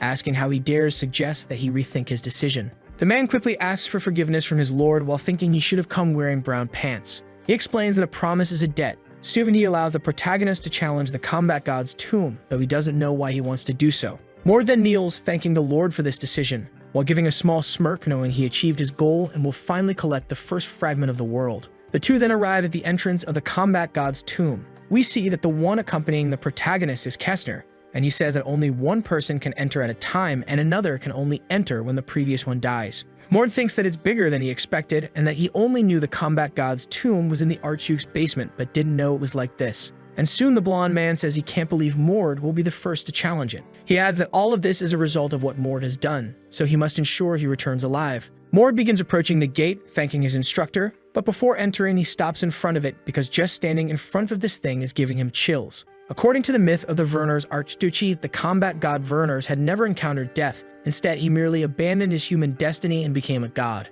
The name Combat God's Tomb is just a name Werners gave it with a different meaning. Mord then remembers a phrase he read in the novel, which said that divine human remains inhabit this place. Finally, he opens the door and is met with a bright light. As he approaches, he knows that in 7 years, Aiden will obtain the first fragment of the world and that he will also need an assistant. However, at this time, the fragment of the world should still be inside. And soon the gate closes, locking the protagonist in that space. As he walks further into the place, he comes across various extremely bizarre structures. He is startled because it's completely different from what was described in the novel. He knows that the combat god's tomb has 6 spatial sketches, but the one described in the novel was only one of those 6. And no matter which one it is, they should all have a seal. So he only needs to find it. The seal should be a stone statue representing the life of the combat god, but soon we realize that something is watching him. After walking for a while, he remarks that nothing in that place seems realistic. In fact, it looks like someone made it in Photoshop and only halfway done at that. But soon something catches his attention as he notices smoke and fire coming from somewhere,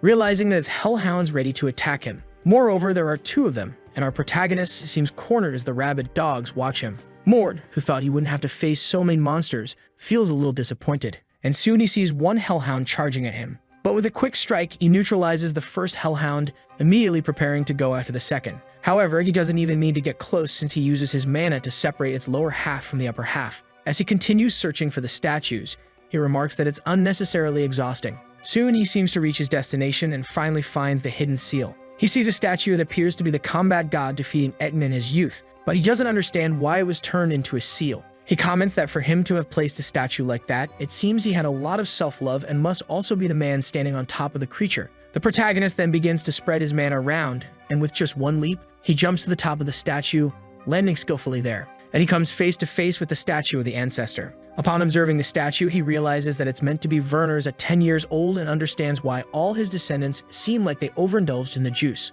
Mord quickly activates the combat god's blood and makes a small cut on his arm. He then approaches the statue of the founder and pours some of his blood onto the statue, thinking that it would have been difficult to find if he hadn't had a hint. And who would have imagined that after awakening the divine blood, one would have to place some on the combat god's statue? Then he quickly jumps down from the giant statue and thinks he should be glad to be the first to do this. But he needs to hurry and move on to the next seal. However, as he is leaving, we notice that the statue is now staring at him, and its skull seems to be cracking. Sometime later, we see that the protagonist has come a long way, having faced giant snakes, hellhounds, skeletons in armor, and various other monsters. In fact, he is now finishing off one of the skeletons. Yet these monsters continue to appear out of nowhere. He thinks that since the place he's in is just an alley, there's no way to avoid them. As the giant snake attacks him, he thinks it would make more sense for the combat god's test to be more straightforward. He then begins to condense his mana into his fist, deciding to finish off all the enemies that appear along the way. He believes this must be the type of test the combat god is proposing.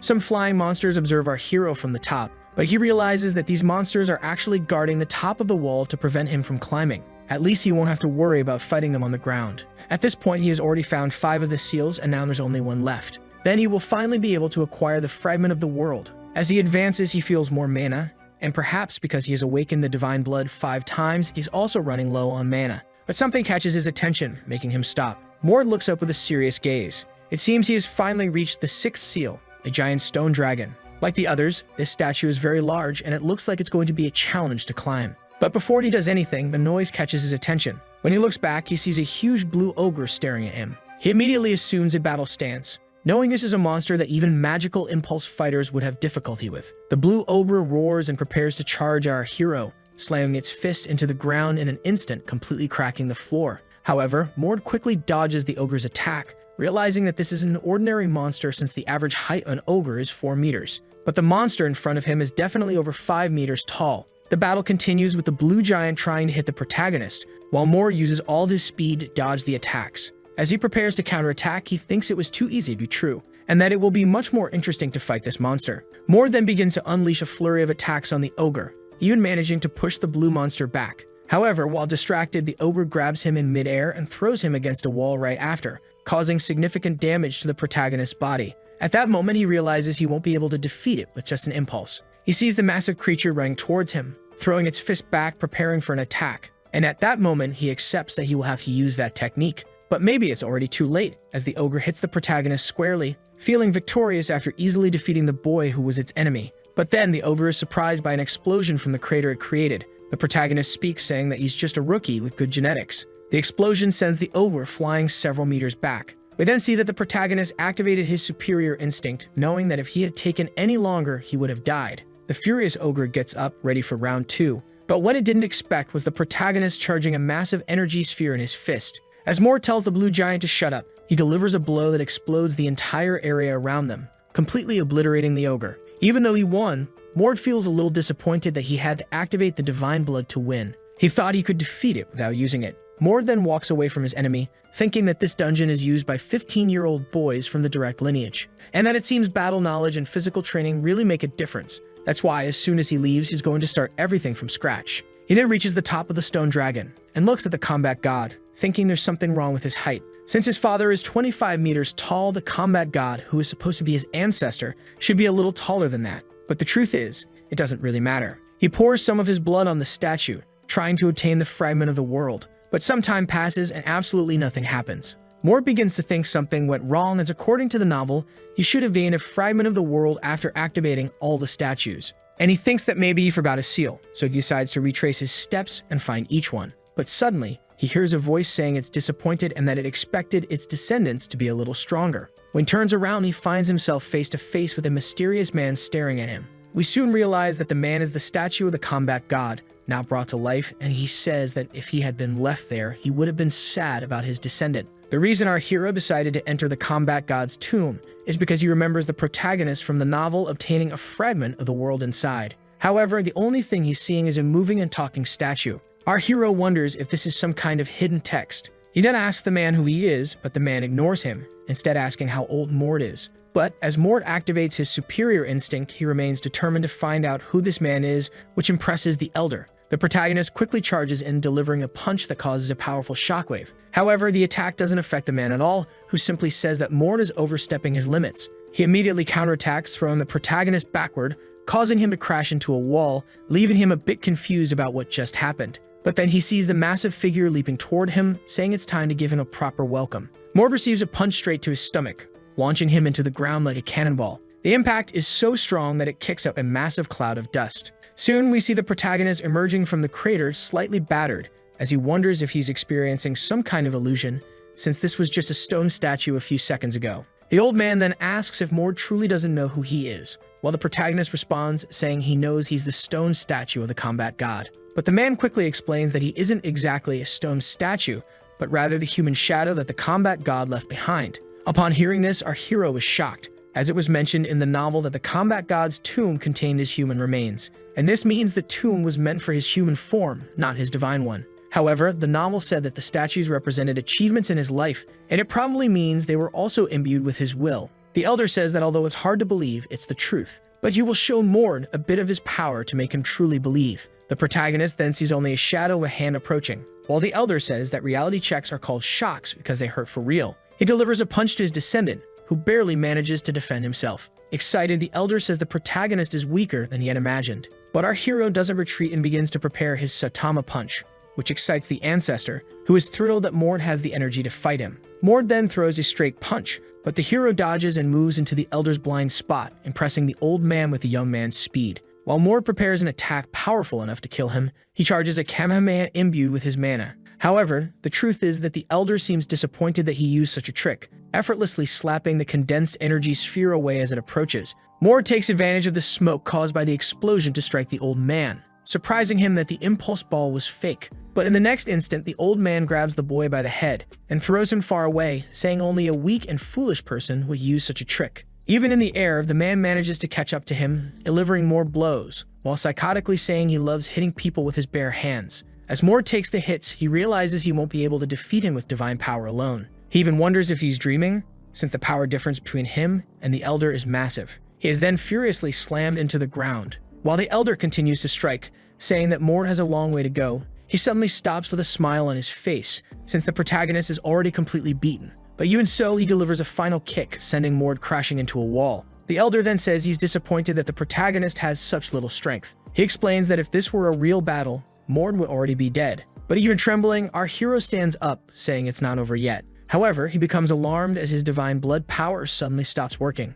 This disappoints the old man, as just a few attacks were enough to stop the protagonist's ability, and he wonders how his descendants became so weak. As he approaches, he asks if this is enough proof that he's telling the truth, while the protagonist questions whether he is really the combat god. But the old man replies that here, Mord can call him Vernars. He adds that he has seen many descendants face this dungeon, but Mord is the first to awaken in this way. However, when Vernars learns that 500 years have passed until someone managed to awaken, the old man is incredulous that so much time has passed. He says it doesn't make sense since it's not something that should have been that difficult to resolve. Mord explains that after he ascended to the heavens, two of his sons got into a conflict, each claiming to be the successor of the combat god, and the loser took his subordinates and left. The old Hulk never imagined it would cause so many problems once he left. He then looks at the protagonist a bit disappointed, saying he shouldn't have revealed this side of himself to the young man. He then turns and asks if the young man has any idea what awakening truly means. With conviction, our protagonist says he has no idea. Hearing this, the old man can't believe it and asks why he put his blood on the statues then. The protagonist responds that he was searching for the fragment of the world. In the novel, when Aiden obtained the fragment, the combat god didn't appear, so he figures that the god only awakened because the blood Mord placed was from his direct lineage. The old man then explains that the meaning of the awakening and the reason he left this shadow behind is to teach about the personification of divine blood. This puts the protagonist on high alert, imagining that the old man is about to teach him how to fully use his blood and power. Mord quickly questions why this knowledge wasn't passed down to future generations, but the old man explains that there's a problem. The first generation that learned wouldn't have been able to pass it on to the second. Since the talent to use divine blood is proportional to the concentration of that blood, this means that with each passing generation, the blood becomes weaker. In other words, the more generations, the harder it becomes to improve, and if someone appears who can't master it, they will have a serious problem. That's why the combat god's tomb was created. It's a training ground for descendants and a teaching method, since once you can personify the blood and reach this stage, you'll be able to use divine power perfectly. Our hero knows that compared to 500 years ago, the blood has diluted significantly, and the reason the Archduke is the villain is because he broke a taboo caused by this limitation. And although things have gotten a bit more complicated, Mord now has the chance to learn overpowered skill, so he'll have to start training with this old man. Mord eagerly says that if it's training, he'll be happy to do it, and asks how Vernars will teach him. But as you can imagine, this old man isn't likely to be a good teacher, so the training method will be simple. They will just fight, and fight nonstop. Upon hearing this reckless training method, our hero begins to feel disappointed. The old man then sarcastically asks if people today get everything handed to them on a silver platter. But obviously, our hero is just afraid of dying, since he recently broke 4 ribs. However, with a malicious grin, the old man says it probably doesn't hurt anymore. When the protagonist checks, the pain really is gone. The old man then shares 2 pieces of good news. First, while he's in this place, all injuries and mana regenerate immediately, and second, he won't be the one facing Mord. This makes our hero curious about who his opponent will be. In the next moment, an enormous wave of destruction erupts from the statue, startling the protagonist and disappointing the old man, who says that this guy always likes to show off. Soon we see a younger version of the combat god, who looks at the protagonist with disdain and questions if this is really the one he has to train. Mord knows that this young version is the combat god at 10 years old, and since his hair isn't silver, he likely hasn't reached the power level to fully use the divine blood. This is in contrast to the old man, who not only has completely white hair but also gray eyes. The old ancestor instructs his descendant to endure as long as possible, while the younger combat god taunts, saying that Mord won't even land a punch on him. He adds that it will be embarrassing to lose to a 10-year-old, frightening the protagonist. But our hero, who is also at the peak of his 15 years, doesn't back down and asks if he came to fight or talk, and that empty vessels are the ones that make the most noise, so instead of talking so much, he should shut up and start battling. Our protagonist says this because he thinks his physique is better than the young man's. However, the young man responds that he won't use divine blood, since if he does, our hero will die. But these words end up irritating Mord. He charges at the kid, hoping those words aren't lies. However, sometime later he finds out it wasn't a lie, since he ends up face down on the ground, unable to last 10 seconds in the fight. Both realize that he is only strong physically and has no fighting experience, so they will have to teach him from the basics. Mord then asks how one of his descendants doesn't know how to fight, but the protagonist says he never learned. This leaves the old man confused about how one of his firstborns doesn't know how to fight. But soon the protagonist explains everything that happened and how the Archduke was distributing his genes. Upon hearing how things are, the old man becomes dissatisfied and says that if he could leave, he would give the Archduke a beating. He extends his hand to the protagonist and says he'll give him a tip on how to beat the 10-year-old. The old man explains that the protagonist keeps getting hit by the same attack pattern, and that to overcome this pattern, he must use the arrogance of the young god of combat. Meanwhile, the kid yawns and says that 2 adults want to beat up a child, and that's shameful. But our hero, who is only 15, starts to get irritated. And so the 11th round begins. Our protagonist tries all possible patterns to hit the young one, looking for an opportunity to attack and turn the tables. But the outcome is always the same, and he keeps getting beaten as he searches for that opportunity. 74 rounds have already passed, and he continues to charge fiercely. But the young one just dodges his attacks as if they were nothing, even dodging the protagonist's surprise attacks, and counterattacking immediately afterward. The kick was so strong that it undid the divine blood transformation. And while the protagonist was wiping the dirt from his nose, he ends up getting punched right in the mouth, but actually the punch hit the wall next to him. And the 10-year-old god of combat wonders if he got scared, or if the cat got his tongue since he's all mad about losing again. But the protagonist ends up noticing something, a small cut on the young one's cheek, indicating that his attack worked and that he managed to touch him. The battles continue, and the old god of combat keeps helping the protagonist, until a moment comes when he can see the next moves of the 10-year-old god of combat and how he's going to counterattack. The protagonist then leaps forward and lands an attack as if a meteor shower were crashing down, burying the 10-year-old god of combat's head in the ground. Both the old man and the protagonist are happy since he finally landed a punch on him. However, at that moment he sees a spark of lightning, and soon a hand emerges from the smoke. But before it hits him, our protagonist manages to move away. Then he hears the young one saying that he seems to be learning, so now he doesn't need to hold back anymore. We then realize that the god of combat is quite resentful, especially because it's the first time he's seen his own blood, and also because he had never been hit by anyone before. For this reason, he decides to stop holding back and charges for real, and just trying to block the young one's attack drags the protagonist backward, realizing that if the fight continues like this, things could get ugly, and even his body might end up torn apart. He then jumps back to try to escape, while wondering why the god of combat isn't trying to stop him, and it seems that the silky-haired old man doesn't care about what happens to him. The younger one then approaches, asking if he thinks he has time to be looking elsewhere, and soon delivers a blow to our hero's abdomen, which throws him far back, making him crash into a rock, even managing to get a little ketchup out of our protagonist, and looking extremely happy with a sadistic smile. Without giving the boy time to recover, the naked one charges again. And our hero, who has no time to react, can only see his end approaching, as he receives a barrage of attacks.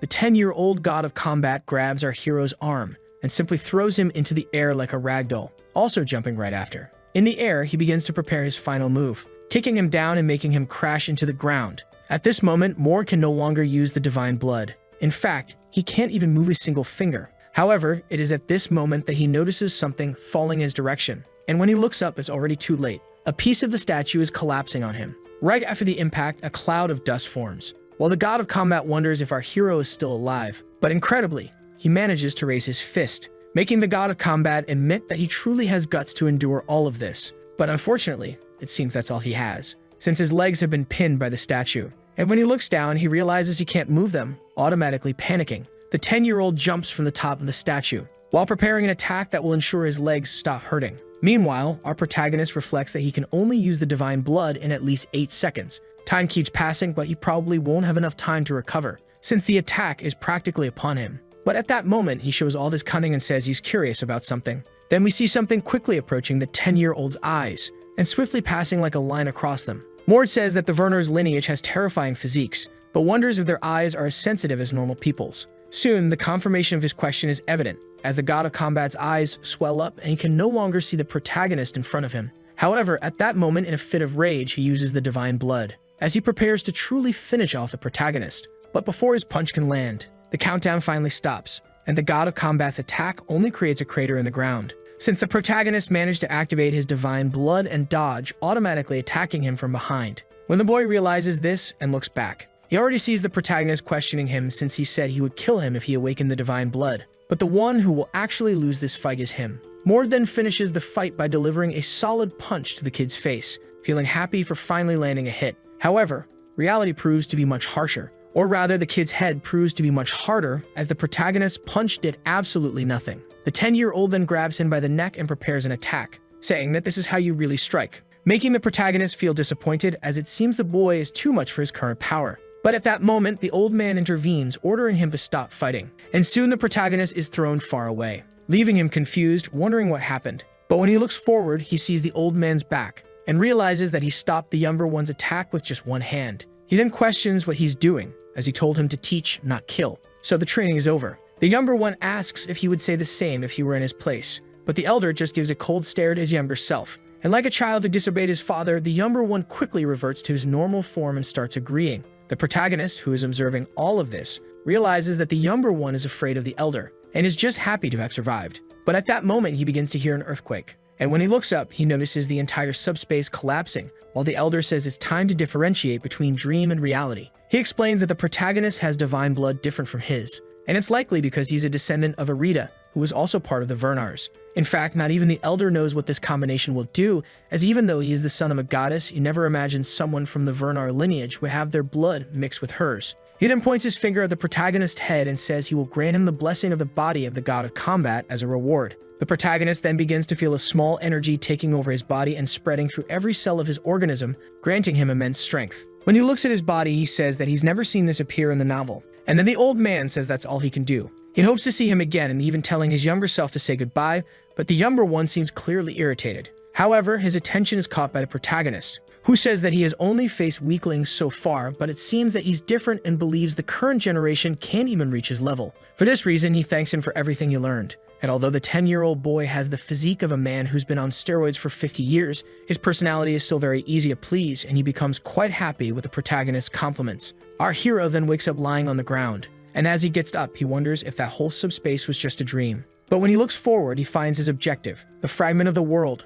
a tool used by great ancestral gods to create the world, is right in front of him. This piece is the perfect world that Adam used to gain enormous power and eventually bring this world to its end. Our hero then touches the fragment and begins to absorb its essence, while thinking that since he got it first, now the novel's hero won't be able to become as strong. And even though it's disappointing that the protagonist is losing to a supporting character, it's all for a good happy ending. We then return to the real world, where someone is calling for Lady Erna. The man says that Morn has returned from the tomb of the god of war. The young woman explains that's why she's creating a plan to appear as a cool sister to her adopted little brother. Unlike other families, the candidates for succession in the Wernher's family aren't just the Duke's children, but all the children, whether from the direct bloodline or not.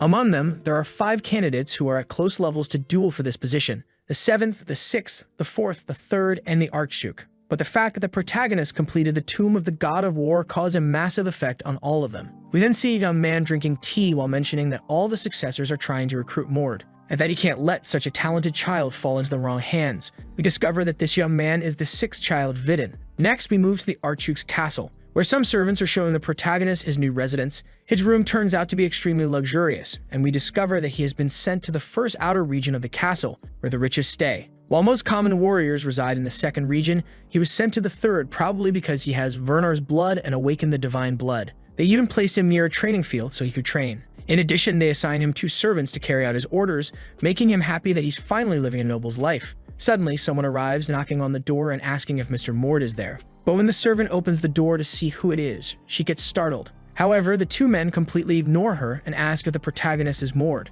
We learn that warriors can be divided into 4 ranks from common to specialists. The protagonist starts evaluating the 2 and assumes they are probably intermediate rank. One of them pulls out a scroll and begins reciting the words of his young master Bren, who is impressed by Mord's achievements. He believes that Mord's talents will be of great use and therefore hopes he accepts his proposal to become a warrior, promising good news. The man says that the protagonist should be happy to receive the offer to be his sword. However, he is soon surprised when Mord asks who sent the scroll, since he doesn't remember who this young master of Bran is, and with so many successors in the novel, he can only recall those who survived 7 years later. This petulance from the protagonist angers the two men. They approach the protagonist asking if he's looking for a fight, but then someone asks if he knows young Master Vidin. Apparently, the two men recognize the voice as they turn around scared, and we soon see a blonde man with a scar on his face standing there. Our protagonist realizes from their reaction that this man is probably an intermediate warrior and that Vidin is the 6th young master. The blonde man approaches, saying he's there for the same reason as the two,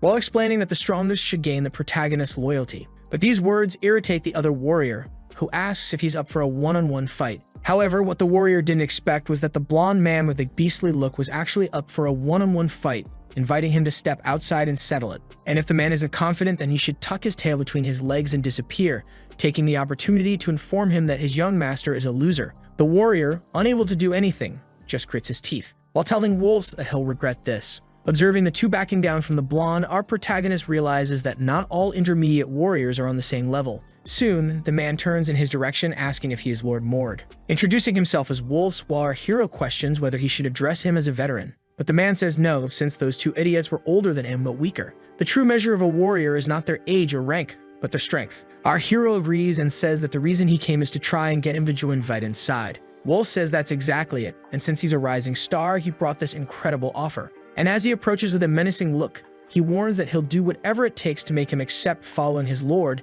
even if it means using some force. He warns our hero that he might be feeling overconfident after beating some weaklings, but it's time to face reality. Realizing that the blonde man is eager to fight and take him by force, our hero finds it exciting, as it will allow him to see the results of his training. A little while later, the two are outside in the training area. Mord asks if the man will use some kind of weapon, since he isn't from the Vernar's lineage. But the blonde explains that he doesn't need one as he has something much stronger. He activates an ability in his hand and explains that it's the Impulse Gauntlet. He heard that the protagonist nearly lost to an instructor while using Divine Blood, and this gauntlet is an advanced ability that beginner warriors like him wouldn't be able to replicate. And as he says that the chances of defeating him drop to 0, he's shocked by something. He realizes that the protagonist was able to easily copy his Impulse Gauntlet. Surprised, the blonde asks how he learned it in just 4 days, as it seems impossible. But the protagonist quickly charges at him, asking if he really believes that, and that 4 days is plenty of time for him to evolve significantly. The two then begin a fight that is almost invisible due to their speed. But Wolves is having trouble keeping up with our hero's speed,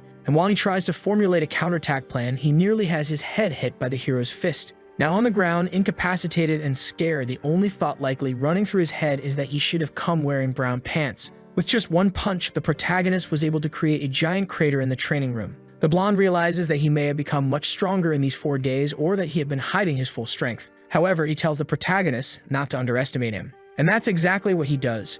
He starts amplifying his mana even more. Looking at him with a superior tone, he says he was just warming up. Wolves begins to lose confidence, saying that there's no way he almost lost to the instructor with this amount of mana, and that even as a Vernar's descendant, it's impossible to have this much mana. That's why he assumes the protagonist was hiding his strength and questions him about this, asking if he was holding back during the fight with Instructor Daisley. Our hero knows he wouldn't believe him if he explained what really happened, and that he truly evolved in 4 days. In reality, this tremendous evolution is due to receiving the blessing of the body of the god of combat, and beyond bringing innate talent to the surface, his physical abilities and mana gradually increase as a result. Furthermore, the Fragment of the World acts as an almost infinite mana source, and although he hasn't used the mana from the Fragment of the World yet, it's amusing to see them react like this when he's not even using his maximum power. The blonde admits that he underestimated him, but now he will fight seriously, since he would like to see the protagonist's true strength. Watching what the man is doing, our hero starts to feel a little scared. As his clothes begin to tear, and his hands transform into terrifying claws, along with his jaw that resembles that of a dog with sharp teeth,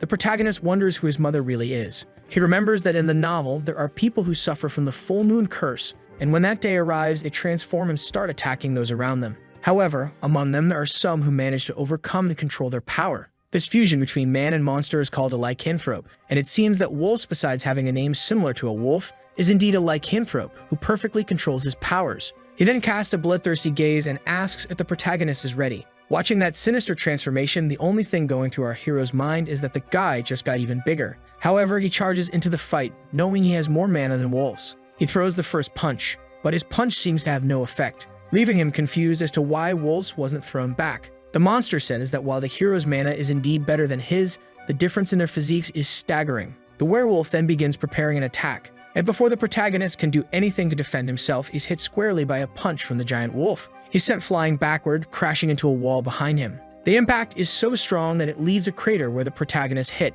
It even causes some ketchup to spill from his mouth. Realizing that the werewolf is stronger than he imagined, our protagonist still refuses to use his divine blood, as with his greater mana, the fight is still even. He then gets up, asking the wolf what he thinks about ending this. However, the man gets irritated and thinks the protagonist has realized he's going to lose and is trying to end the fight without using divine blood. But the protagonist explains that he doesn't know what will happen if he uses it and fears he might accidentally kill him. This only irritates the werewolf further with such arrogance. So instead of using divine blood, the protagonist decides to use the fragment of the world. While preparing the mana in his heart, he explains that he hasn't used everything he has. He explains that people with the fragment of the world can use it by extracting its mana after completing the tomb with the god of combat. He managed to do this by using a training method he read in the novel, but since he only has one fragment, he can only use the blessing of the body of the god of combat for 20 seconds. But that's enough time to break the imbalance in the fight. Upon realizing the young man has increased his mana even further, the monster says that the protagonist is the real monster.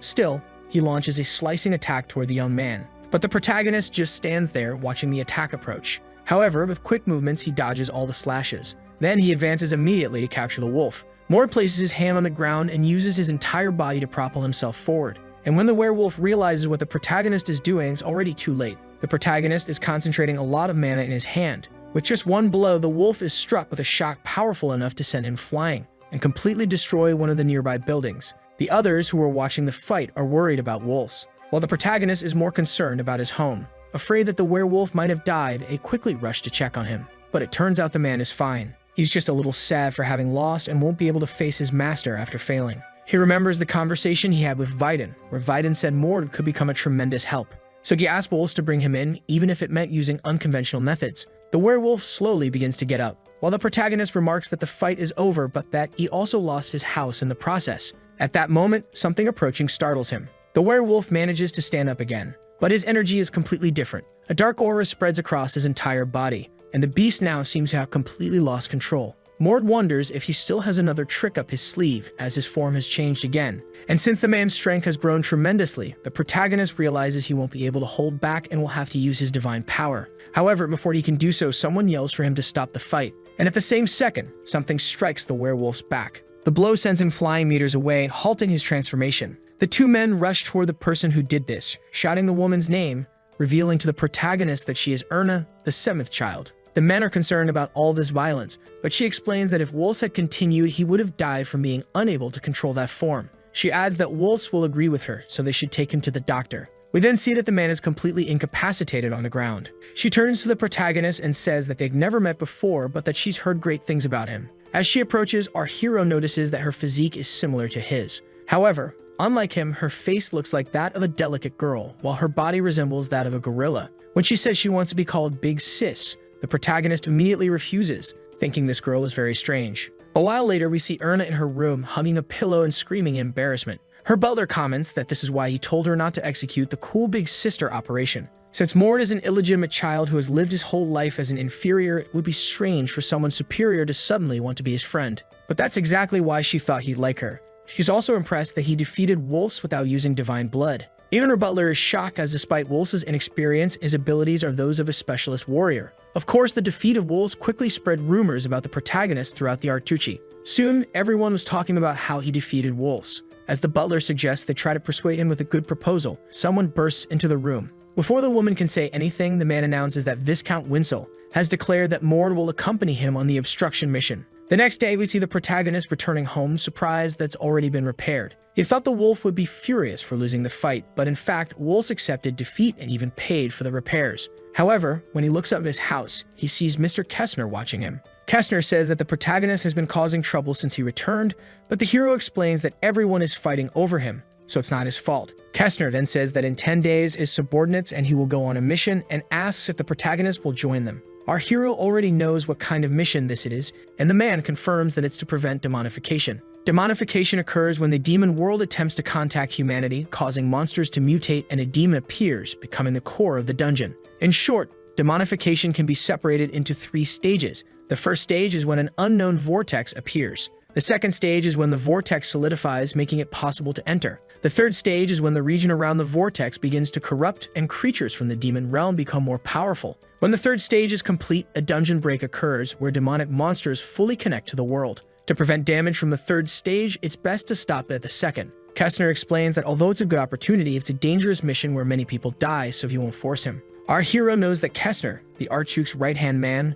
will be very helpful in the future, so it's worth the risk. And since he's already gained a lot of attention after the fight with the wolf, it's better to accept Kestner's offer and be under his protection. He then gets up from his chair and says he accepts, asking if he should start training in the afternoon. A while later, the protagonist heads to the training hall with Kestner, where he's introduced to the team he'll be joining. The blonde explains that this is the boy from the rumors, the one who defeated instructor Daisley and recently bested an intermediate warrior. Mord looks at the team, trying to evaluate them. He notices that none of them seem very interested in his presence, but he knows they're advanced warriors at the very least. They're probably concerned about a rookie warrior being thrown into a special mission, so he has no choice but to prove himself. One of the men begins walking toward the protagonist, and he prepares for a fight. However, before anything happens, the man grabs his hand and introduces himself warmly, saying that he's the rookie everyone's been talking about and that it's a pleasure to meet him. This unexpected attitude leaves our hero confused, as he was expecting hostility, but he soon realizes that everyone accepted him quite easily. Before things get out of hand, Kestner calls for attention, ordering them to focus.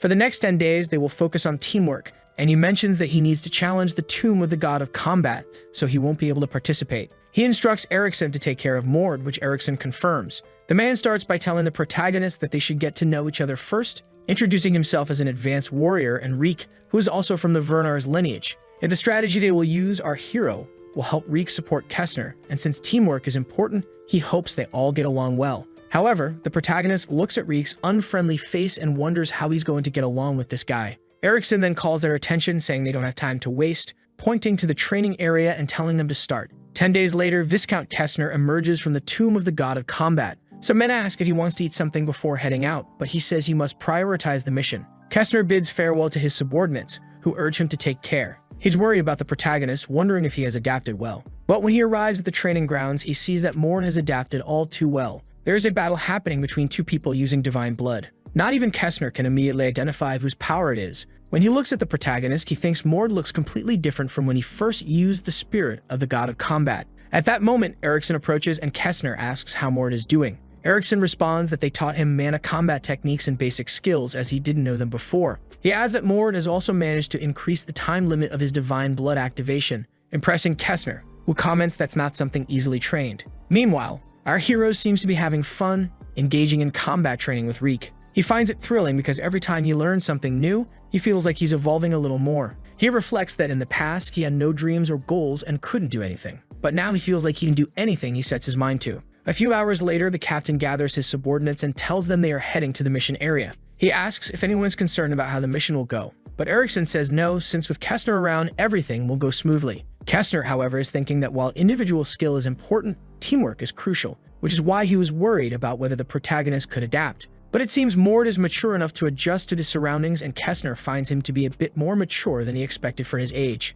He then asks Mord if he'll be able to handle it, and the protagonist confidently replies that he can't wait to get started. Kestner is relieved, knowing that the hero is confident. He then orders his team to conserve energy until needed and to press forward into the battle. Sometime later, the squad reaches their destination. But when Kestner checks the dungeon situation, he realizes that the second stage of demonification has already begun. One of the dungeon observers arrives, and knowing the agent's capabilities, Kestner questions why the erosion has started earlier than expected. The man explains that it's because a new demonification front has appeared in the region. He goes on to explain that if demonification occurs in 2 nearby locations, the likelihood of them merging increases, which accelerates the erosion and makes it more dangerous. Even though they are tired, Kestner orders everyone to get ready. He leaps forward, followed by the rest of the group as they search for the dungeon's core. Our protagonist, while observing the castle, thinks it looks like he's staring at a picture. The reason for this is that a massive demonic castle stands in the middle of nowhere, surrounded by a huge storm of lightning. He deduces that this is likely the dungeon's core. However, it won't be that easy to reach, as a swarm of hellhounds appears,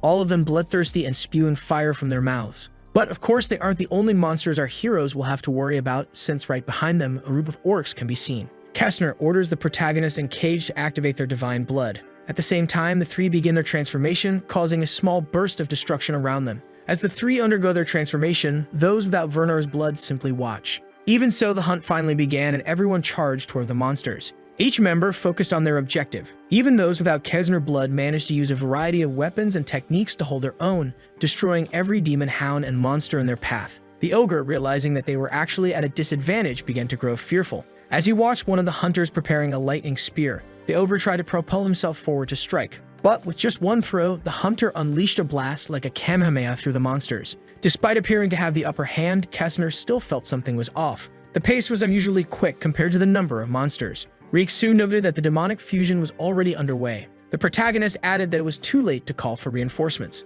Therefore, the plan had to be executed perfectly, and they needed to clear a path to the center as quickly as possible. Kestner ordered the protagonist and Reek to handle the Cyclopses, while he took care of the rest. The protagonist immediately began preparing his attack, once again concentrating mana in his fist, and with just one punch sent several Cyclopses flying backward. Reek was impressed, noting that even though it was Mord's first time facing demonification, he showed no fear. He realized the protagonist was truly different from a normal person. The problem was that Reek became too distracted watching his friends battle, failing to notice a demon right in front of him. The creature began condensing energy in its mouth, ready to fire. Reek knew he needed to cast a spell as quickly as possible, but it seemed like there wasn't enough time. However, before the demon could fire, a light descended from the sky, and like a meteor, something fell, eliminating the monster. It was the protagonist who had managed to stop the beast's attack, telling Reek he was there as his reinforcement. Reek nodded in agreement, and the two of them charged at the creature, attacking in unison and forcing it to its knees. This was the moment the protagonist had been waiting for to strike its weak point, its eye, which was now completely exposed. With a simple attack, he managed to eliminate the demon. Watching this scene, Reek was truly terrified. He had thought the boy was different, but the reality was that he was an absolute monster. Before the creature's blood could rain down on them, Reek conjured a shield to protect them, commenting that the Viscount had probably already reached the center, and they should hurry. However, as he looked ahead, Reek became alarmed. The Viscount was standing still, staring at something. It quickly became clear that there were several demons in the distance, 5 of them, indicating that the fusion had already occurred. Kestner explained that the fusion had accelerated the demonification. Moreover, there were 2 high-ranking demons at the dungeon's core. But as the protagonist was following his companion, he suddenly stopped. Something had grabbed his legs. The monster let out a malevolent laugh, and the protagonist was immediately pulled down. He tried to call out to his superior, but when Reek looked back, it was already too late. The protagonist had been taken. He fell hard onto the ground, confused by what had just happened. But soon he heard a voice remarking that he had fallen from that height and was still intact. So he was probably a young man with the blood of the god of combat. Surveying his surroundings, the protagonist began to grasp the situation. He had been taken to the demon gate that connects to the demonic world. This was likely the deepest part of the dungeon, and the man standing before him was its core. The demon introduced himself as Baron Ultrace, chosen by the root of formidable darkness, the one who would bring death and chaos. On the surface, Reek informs his captain that Mord has been taken, alarming Kestner, who wonders when it happened. The bald warrior tells him to follow as he knows where Mord was pulled. When they reach the location, however, they are surprised by what they see. Meanwhile, down below, the protagonist questions Baron Ultrace about why he brought him there. The demon explains that when 2 demonic territories merge, one leader must remain to become the core, and in this case, it was him. For now,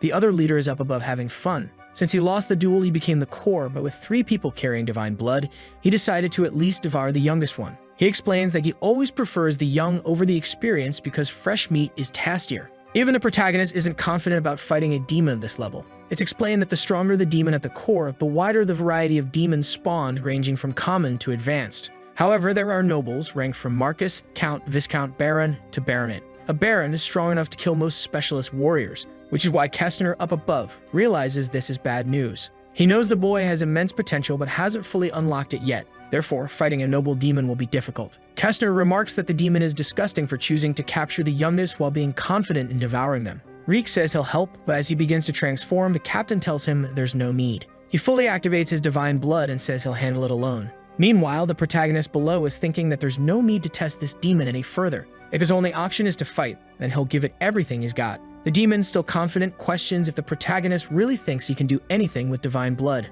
But before he finishes his sentence, he's hit by a kick from our hero that sends him flying. The demon, however, manages to stay on his feet and acknowledges that the protagonist is better than expected, but warns that his end is near. The red-skinned demon clasps his hands together and begins performing a ritual, summoning a circle behind him. From the circle, fireballs are launched toward the protagonist. But as the attacks approach, the protagonist simply readies a punch. He strikes the demon's magic, shattering the entire illusion. What he didn't anticipate was that the fireballs would explode on impact with him. The Baron mocks the hero, saying he'd hoped to toy with him a bit before killing him. But before he can continue talking nonsense, he's punched straight in the mouth, sending him flying and kicking up a huge cloud of dust. As the demon checks if his jaw is still intact, our protagonist is already preparing another attack. He summons several energy spheres into the air and hurls them all at once toward the demon, causing a massive explosion. Reflecting on how he's fought many people since becoming Mord, this is the first time he's truly gone all out. The problem is, when he looks ahead, he's shocked. The demon, having lost 50% of his health, has entered his second phase,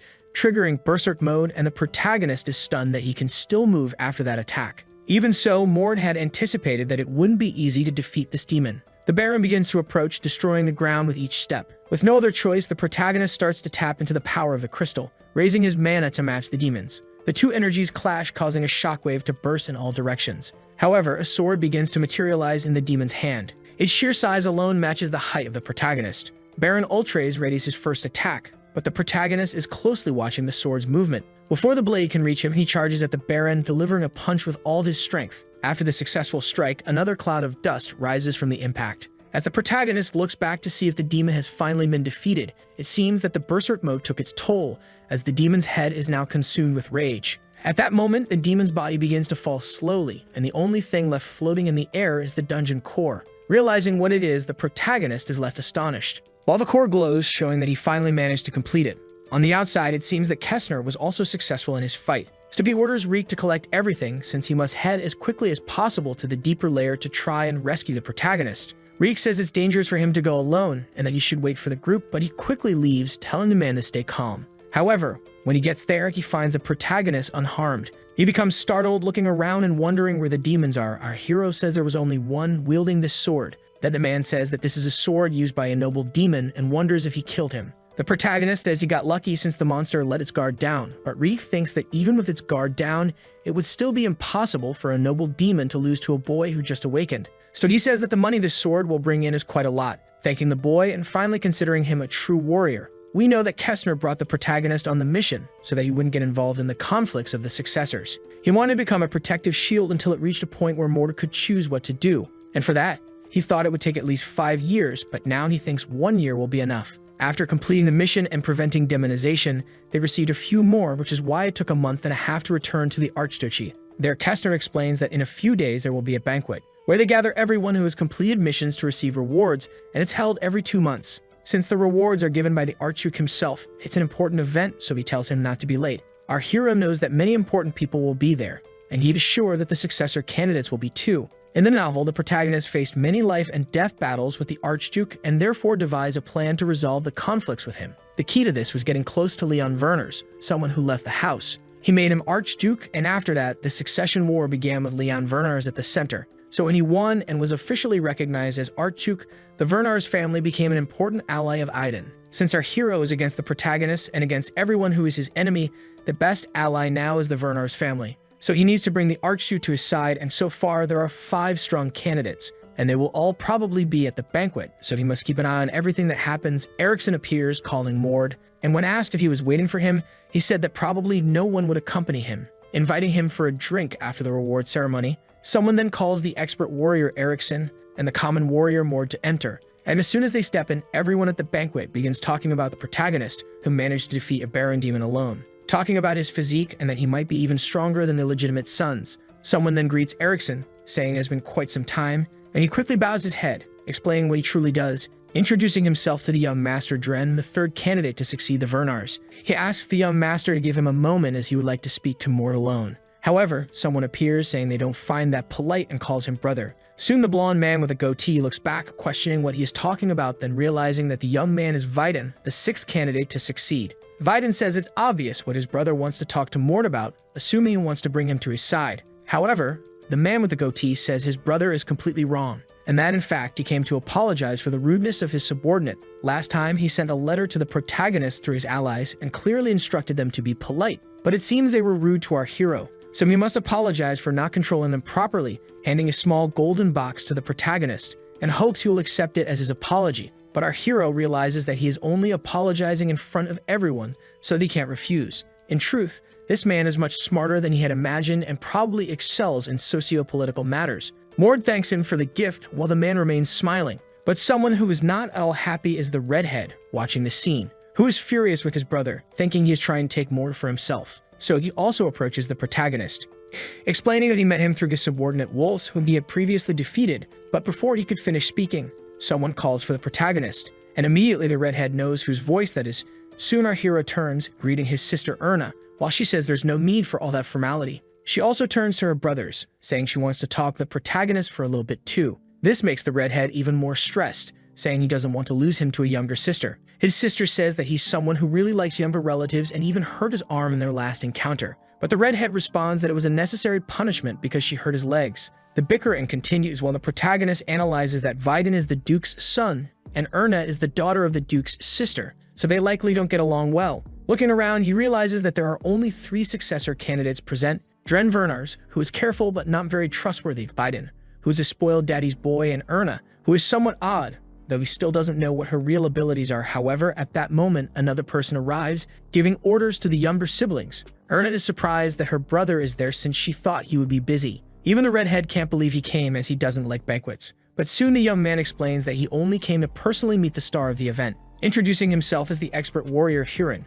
When he shakes our hero's hand, he remarks that his hands are callous and that he must have trained a lot. He is impressed by his recent feats of defeating a baron with his fists and says he would like to fight alongside him one day. Our hero remembers that this man was one of the candidates who made it to the end and that he seems like a nice person with monstrous talent. However, at this banquet, one person is missing, and he starts looking around, wondering where young Master Alan is. But at that moment, his search is interrupted by the man presenting the banquet, who announces that the Archduke wishes to speak. The old man says he is impressed by the achievements everyone has made in these past 2 months, and that now they will begin the reward ceremony. The first to receive his reward is Kessner, who kneels before the Archduke as he speaks some words of honor. The next to be rewarded is our hero Mord, introduced as a 15-year-old boy who killed a baron demon, and to make the reward match the level of his achievement, besides giving him the trophy, they will raise his ranking to intermediate warrior, leaving the other nobles impressed, as he has only completed a few missions. However, since he already killed a baron, everyone assumed he would be ranked as an expert warrior.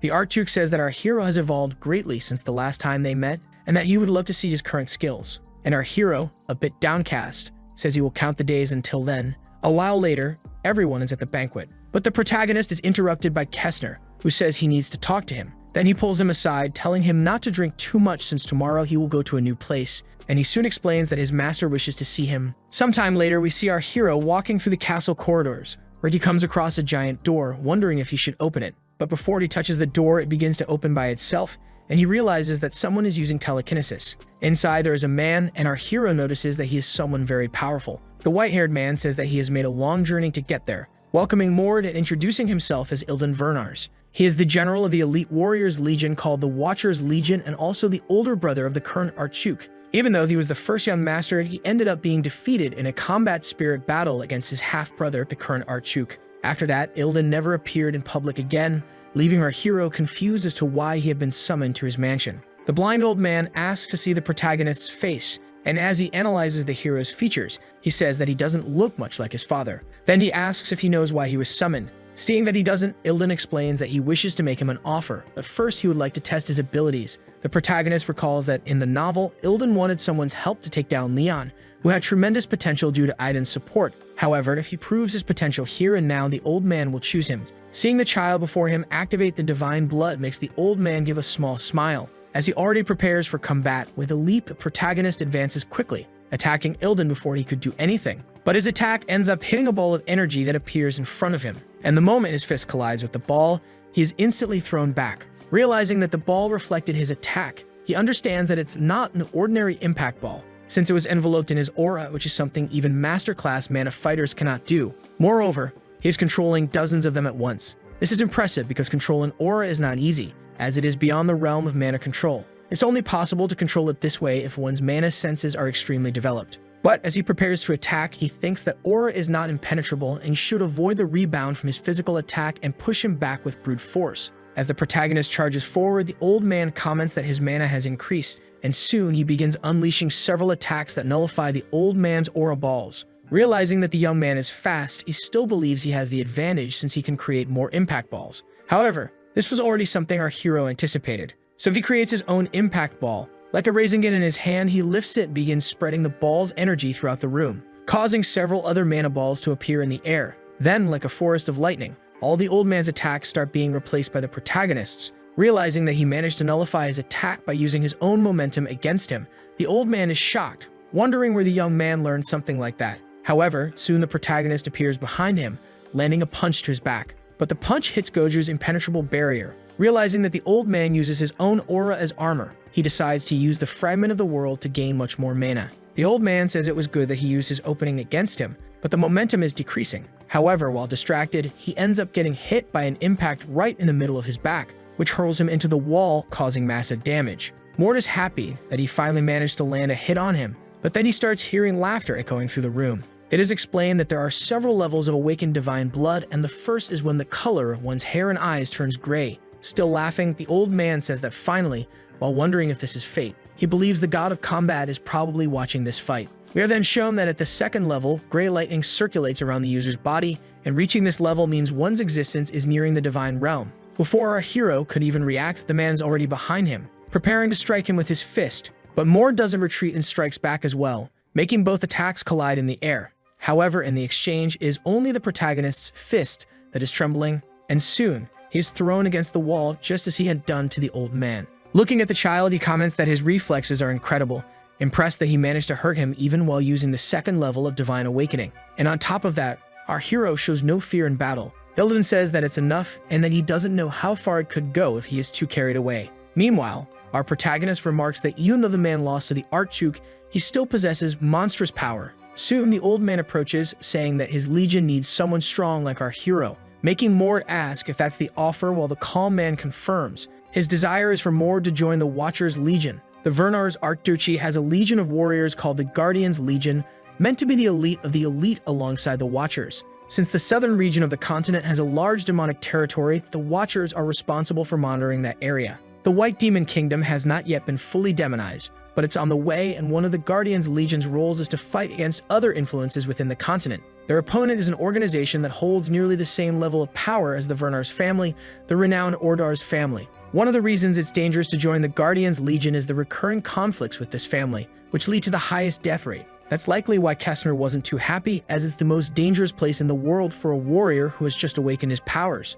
The old man explains that all the successor candidates want him, and the special treatment and requests will not stop coming from all sides. Kessner is helping him, but even he has his limits. However, the White Demon Kingdom is a place where the successor's influence doesn't reach. The protagonist knows he's right, and besides, he stands to gain a lot if he goes there. So he says he has two conditions, leaving the old man intrigued as to what those conditions might be. The first is that the protagonist wants the old man to be his sparring partner from now on, making him think that Mord wants him to teach him. But Mord quickly clarifies that he just wants to spar, leaving the old man curious, wondering if he believes he'll grow stronger simply by dueling with him. Then he quickly states the second condition, which is that he wants to roam freely for a year under the excuse of being on a secret mission. The old man asks what he plans to do for an entire year, but the protagonist doesn't answer, even though he knows it's a selfish request. However, it is during this time that the novel's protagonist becomes stronger, so he needs to find the world fragments before Aiden discovers their existence. For a second, the old man gives a small smile at this request, understanding that he has no other choice but to accept it, but he will only allow the protagonist to roam for 8 months. This was expected, and it shows that Ilden is very generous with those he holds high expectations for, as was depicted in the novel. Even though he doesn't fully understand why he's giving his all to make Leon the Archduke, this is still a great opportunity, so he thanks the old man for his generosity. While he thinks that even the current lord wasn't as strong as him at his age, and as a bastard son, he cannot become Archduke, but he can be the shadow of one. Sometime later, we see the protagonist talking to his servant, asking why those soldiers are there. But he finds out that they are earnest subordinates and that she is waiting for him inside. Upon entering her residence and finding his sister seated, he begins the greeting, but she explains that he doesn't need to be so formal since they are not in public. She then places a box with some inscriptions on the table and tells him to take it. His sister asks if Dran's gift was good, discovering that it was just an expensive healing potion. Then she quickly says that this is much better than a simple potion. As he opens the box, he begins to see a glow coming from it, revealing a crystal ball of blue liquid inside. He instantly realizes it's a treasure that can make any human incredibly strong. This is his chance to make a giant leap in his progress, and it's called the Tear of the God of Combat. In the novel, Aiden gave this to Leon to boost his strength. However, a side character ended up taking it instead and died. Erna explains that she received it as a birthday gift when she was 10 years old, and it is a very valuable item. But if he can't handle it, it will act as a poison, advising him to take it only when he's ready. She explains that when she helped the Imperial family on an expedition, she received the same gift. So she used the one she got for her birthday and kept this one. Meanwhile, our hero is simply shocked that she gave him a potion that only 3 succession candidates had in the original story. He then thanks her, but she says it's nothing and just wishes to talk more when he returns. Sometime later, outside, our hero thinks that she only came to deliver this gift. He won't forget this and the fact that she valued him to this level even though he's not on her side yet. 20 days pass and our hero seems ready to start his journey. However, before leaving the castle, he runs into Kessner, who questions whether he's really leaving, while the protagonist says he just wanted to slip away quietly. The blonde man says that while our hero might be strong, he's only 15 years old and still doesn't understand how dangerous the North is.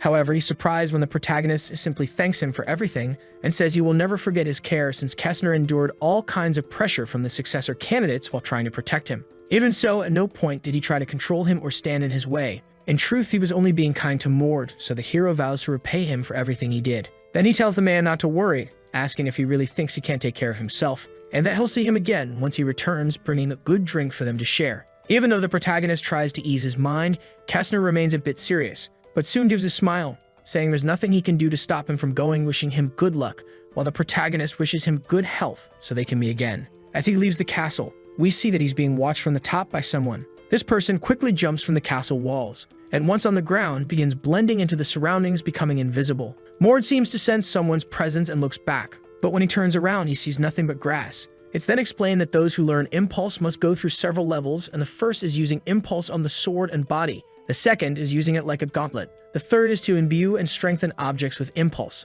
The fourth is to condense and accelerate it into an explosive power. And the fifth and final level, which most magical artists can't reach, is known as Aura. Our hero spent 20 days dueling with Ilden. However, he wasn't satisfied with just duels and taught him several important things during those days. Thanks to this, he became stronger, but is still not close to using Aura. However, the small creature before him is capable of making our hero awaken his aura immediately. A few days later, deep in the forest, our protagonist is thinking that the warriors sent by the Archduke to ambush him should arrive soon, since they want to capture him before he reaches the Northern Territory. At that moment, something almost hits the protagonist, who barely dodges it. And when he looks up, he is surprised as a battalion of warriors is there to ambush him. One of the commanders shouts, "Fire," and a barrage of arrows is launched toward our hero. The man thinks his plan works since there's no way he can dodge those thousands of arrows. However, from the smoke, small lightning bolts emerge, and soon the protagonist is revealed to be unharmed, having activated his divine blood, leaving the warriors impressed that he activated it so quickly. The general then orders the mages to cast fire magic on him, which heads towards our hero. But he begins preparing a new magic, summoning those same impulse balls he used in his fight against Ilden. And when the two magics collide, a massive explosion occurs, devastating the entire forest. Due to the fire and heat, the forest is now nothing but ashes, as we see several warriors lying on the ground. The last surviving mage thinks this is impossible and never imagined he would beat the fire using explosive impulse. Realizing that the boy is far better than people said, Mord simply looks coldly at the last remaining mage. Then he quickly advances, delivering a punch to the barrier the mage is summoning. But he's surprised when nothing happens after punching the shield. However, all he needs to do is punch even harder. But before he can finish his attack, he is ambushed by one of the remaining warriors. Upon hitting the protagonist, the man seems to notice something different. He realizes that the MC is using an aura gauntlet. Thus, he discovers that our hero is now capable of controlling aura. But before he can do anything, he gets struck by the protagonist, who manages to catch him while still in the air and delivers a punch directly to his chin, sending him flying like a meteor. Although the man is severely injured, he remains alive. Meanwhile, the protagonist speaks, saying that he knows who he is. He states that his name is Varen, and that he is considered the best warrior. He quickly explains that he saw him once in the training center on the day of the banquet. He asked about him because he was alone in the ceremony and was told that he's the best martial artist in magical combat. He's a cunning man but has a short temper, so it's best not to approach him. The enraged man asks who said that, but the protagonist doesn't answer, of course. Instead, he says that Varen is the loyal dog of the Archduke, so he's sure it was the Archduke who sent him, probably after his fruit. In the novel, the Archduke appears as a powerful but unforgivable villain, and there's a simple reason for that. He committed the terrible sin of consuming his own children. The Archduke's subordinate is shocked, wondering how the protagonist knows this, but the protagonist remains silent, looking at him with superiority. It's explained that in the novel, the Archduke always displayed great combat talents but became alarmed as he started aging. At that time, a secret society called Silver Blood approached him, offering a solution to consume his own bloodline. With the Werner's bloodline as a fertilizer, a fruit that maintained his youth would grow. And since it was more effective when he used someone who had already awakened the divine blood, the Archduke sacrificed all the bastard children, leaving only Mord. The reason was that he needed someone to fill the role of Archduke since 5 years ago the god of combat left the seal of the Demon King for his descendants to protect. Once a year, the Archduke must fight against the reincarnation of the Demon King in a one-on-one duel. Since the duel doesn't take place in the real world, he doesn't die if he loses, but the seal weakens. However, he can't enter again, so losing is akin to losing his position as Archduke. That's why he needed someone to fulfill that duty for him. We then see the Emperor holding a twisted apple with veins while someone asks if he's going to see Mord before leaving. However, he replies that he won't and that he doesn't understand why his brother is taking the boy to the Guardians Legion. He even trained him for several days at the mansion, so he can't comprehend why someone so precious was sent alone to such a dangerous place. But in reality, that doesn't matter. It would even be great if Mord swore loyalty, but he's someone who can't be controlled by anyone. So the best option now is simply to devour him. After Mord bites into the apple and closes his eyes to focus, when the Emperor opens them again, his transformation is complete. Lightning bursts from his body, showing that he's in the second stage of divine blood. He then turns to Varen, ordering him to bring the protagonist no matter how much power it takes, warning him that Kestner is also keeping an eye on him, so he must be very careful not to get caught. Varen thinks that only those chosen by the Archduke can know about his dark side. And even though Kestner is the warrior the Lord trusts the most, he doesn't know about this place. That's why Varen is determined to prove to the Archduke that he is better than Kestner. But currently, the man who is confident in capturing the protagonist finds himself severely injured. Meanwhile, the protagonist questions whether he came to capture him to obtain the fruit. Our hero had guessed this because it wasn't hard to figure out that the Archduke wanted to capture him. For the bastard children, there are only two paths. Considering the fact that the bastard children have been disappearing more frequently, he likely already met with the Silver Blood. Also realizing that he can't use him, the Archduke must be thinking of simply getting rid of our hero by consuming him. Mord was sure they would send a master-rank magical combat artist, which is why he acquired aura by using the tears of the god of combat. Then he approaches the man, telling him to be quiet and explaining that he's going to die here, so he'll be kind enough to explain the future. The patriarch will perish in a pathetic way, and everyone will remember his name as something shameful. Hearing this, the young man remains ignorant, claiming that the Archduke is a divine being with the greatest talents in the world. But the protagonist remains silent, realizing that this man is completely submissive to the Lord. Varen, after analyzing for a moment, thinks that maybe it's possible for this to happen, since just moments ago the boy managed to create an aura gauntlet, and he's only 15 years old. His talent surpasses even that of his master. That's why he cannot allow such a monster to evolve. He quickly draws his sword and launches an attack on our hero, activating the Aura Blade, a technique capable of cutting even the successors of the Werners who have awakened divine blood. However, this won't affect the protagonist as he has the Aura Gauntlet. But at that moment, Varen begins emitting a strange aura, making our hero realize that he's using his own life force to amplify his power. All of this for the worthless Archduke to whom he swore loyalty. And while Mord admires this determination, there's no chance that Varen can defeat him.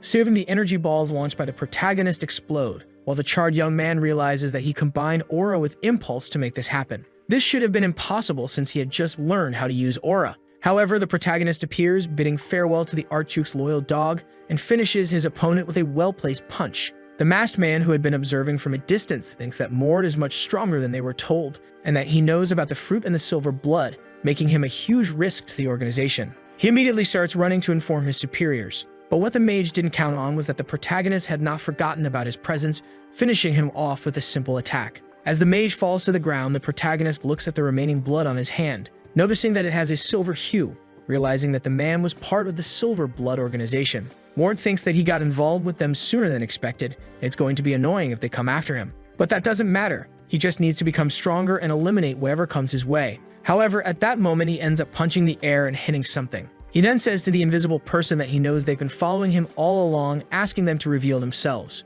Yet the person remains in their transformation, trying not to be detected. His arrogance irritates our hero, who starts delivering a barrage of punches at the invisible figure. This forces the person to partially reveal themselves, somewhat stressed out by Mord's immediate resort to violence. Mord notices that the young person has pointed ears and deduces that they are likely an elf, a species that bears the symbol of long life, growing and aging much more slowly than humans. But since this boy's ears are smaller than those of an elf, he must be a half-elf, so he asks the boy who he is. The boy introduces himself as Keel from the Guardians Legion and says he's part of the Shadow Wolf squad, which works directly for General Ilden. It is explained that the Guardian's Legion, responsible for preventing demonization in the northern region, has the descendants of the Verners as its core strength.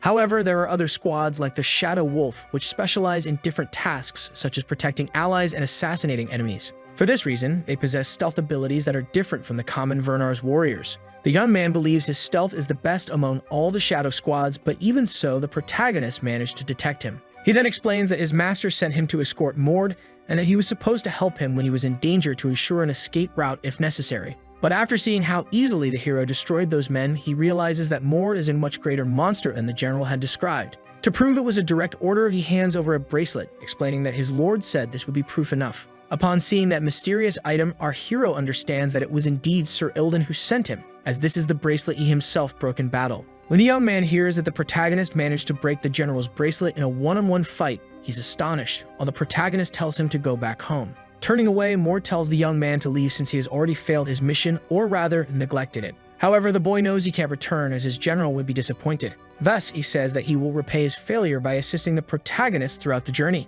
Not only that, but he will also stand guard during the night so that Mord can sleep and take care of basic tasks like cooking. Hearing the young man practically humbling himself, Mord is confused, wondering if he's really willing to do that, and he recognizes the boy's name from the novel. A boy abandoned by his father for being a half-elf, who, when on the verge of death, was rescued by Sir Ilden. When the protagonist and his companions were fighting against him, it was this young man's spiritual magic and stealth that helped a lot. Of course, since he was just a side character, he ended up dying later, but despite appearing young, he's an expert in assassination, and considering that Silverblood will likely ambush him, it wouldn't be bad to have him as a companion. Especially since his duty is to protect Mord, the hero accepts the boy's offer. He orders him to start cleaning immediately, and when the young man asks what he should clean, Mord explains that it's the battlefield and all the men left on the ground. Since leaving traces behind isn't a good idea, this will prove how skilled he is. Meanwhile, at the Lord's castle, someone reports that Varian was defeated. There were signs of a battle, but no bodies, leaving the Patriarch impressed, as he didn't know Mord had an escort.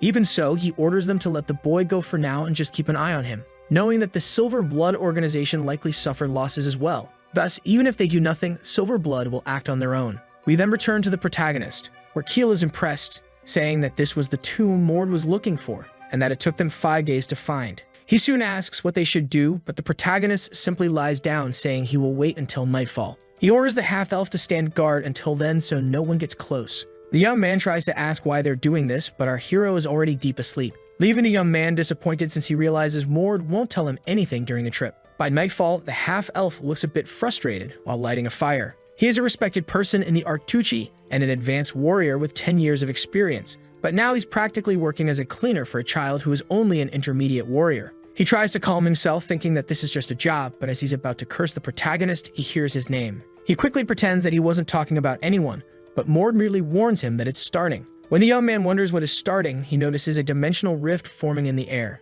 It is explained that there are secret dungeons that can only be revealed when all the conditions are met. And in this dungeon, there are 3 conditions. The first is that the moon must be in its waxing phase. The second is that nothing must obstruct the moonlight from reaching the ground. And the third requires someone with divine blood to be within 5 meters of the tomb. Initially, this dungeon isn't that important, but the reward inside is of great interest to our protagonist. Realizing that his young master is about to enter the dungeon alone, the half-elf boy explains that Mord doesn't know what dangers could be lurking inside. But Mord quickly reassures him, saying he knows exactly what to expect and that he can handle it alone. Therefore, Keel's job is to make sure no one gets close. Before the half-elf can say anything else, Mord leaps into the dungeon, passing through the portal mid-air, leaving his subordinate completely alone in the forest. Inside, we discover it's the Lunar Temple. In the past, many gods existed, but none remain now. These temples used to be dedicated to venerating them. Soon, something catches Mord's attention. When he looks ahead, he sees several skeletons walking and screaming that an intruder has invaded the tomb. These skeletons are warriors who gave their souls to gods who have since perished, leaving only the madness of their souls behind. Looking around, Mord realizes there are more than 100, but it doesn't matter, as he just needs to get rid of them quickly. It's said that these souls are terrifying in the real world, but in this realm, defeating them is possible with ordinary methods. All because of the mana, and we see the protagonist easily smashing through several skeletons. Even though they are easier to deal with here, they are still warriors from past lives. So Mord prepares a mana ball using aura and hurls it at the skeletons, causing a massive explosion. No matter how strong these warriors once were, our protagonist is far stronger now. Now that all the minions are gone, he just needs to deal with the Guardian. As he approaches a statue of a goddess with a dog's face, he says this is the core. And the Guardian is this creature now rising before him. We then discover that the Guardian is another werewolf, angered because Mord has trespassed on sacred ground without permission and declares that he will be sacrificed to the goddess. Mord recalls that this lycanthrope was supposed to be a powerful enemy in the novel. Even though Aiden was stronger than most advanced mages, he struggled against the werewolf because it had magical defenses thanks to the blessing. While the werewolf warms up, he says that the protagonist has invaded the sacred realm alone.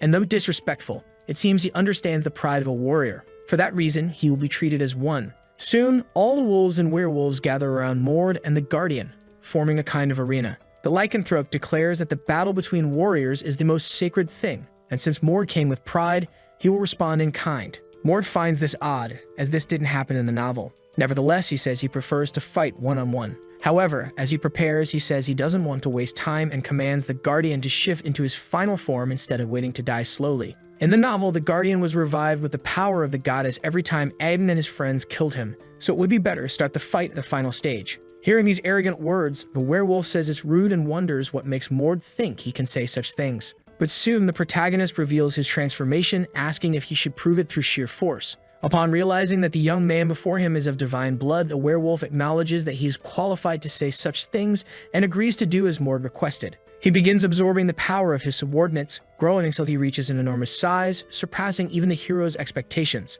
Mord then charges at the giant werewolf, and the two attacks collide in midair. However, in that moment, Mord is surprised by the light the werewolf emits, realizing he's using a divine shield capable of blocking aura. But just because something can block aura doesn't mean it can block it forever. So our hero starts breaking through the shield with a flurry of punches. The werewolf has no choice but to defend with his body. Yet his strength isn't enough and he is thrown far away. Realizing that the young man is as strong as expected from someone with divine blood, the werewolf considers trying something else, but the protagonist is already in front of him, delivering another attack. However, the strike misses as the werewolf ducks his head just in time. With a malicious grin, the werewolf lands a counterpunch to Mord's abdomen, feeling pleased to have landed a direct hit. But his satisfaction fades quickly as he notices that Mord absorbed the impact through his muscles. Mord then grabs his opponent's arm and remarks that he has an interesting acceleration ability, but in a fight, speed isn't everything. He then throws the werewolf into the air, leaping after him. Mord begins preparing an aura-infused attack, delivering a solid hit to the lycanthrope's face. The creature is sent flying into the goddess statue, bouncing off it and crashing towards the ground. Our hero uses the statue to change his trajectory, preparing a final blow to finish off the monster. In midair, the werewolf is helpless and Mord knows this is the end. But before completing his attack, he notices a smile on the werewolf's face. However, this doesn't stop our hero from kicking the creature, finally ending the fight, and he feels relieved that he didn't need to use the world fragment or the blessing from the god of combat. Still, he wonders why the werewolf was smiling at the end. Suddenly, a voice echoes saying that the battle was impressive and thanks Mord for granting its warrior an honorable rest. The statue explains that the werewolf wanted to die as a great warrior, but was stabbed in the back by an enemy and died dishonorably. Unable to forget this, he became the ghost of this dungeon, and what the protagonist did for him was a great gift as he freed his soul. Mord understands that this was probably why the werewolf smiled. He finally got the duel he wanted. The statue then gives Mord a gift for freeing the warrior's soul, explaining that it is a bracelet that when exposed to moonlight, will protect whomever he wishes, whenever he wishes. Analyzing the item, Mord realizes that this is something Aiden never obtained in the novel,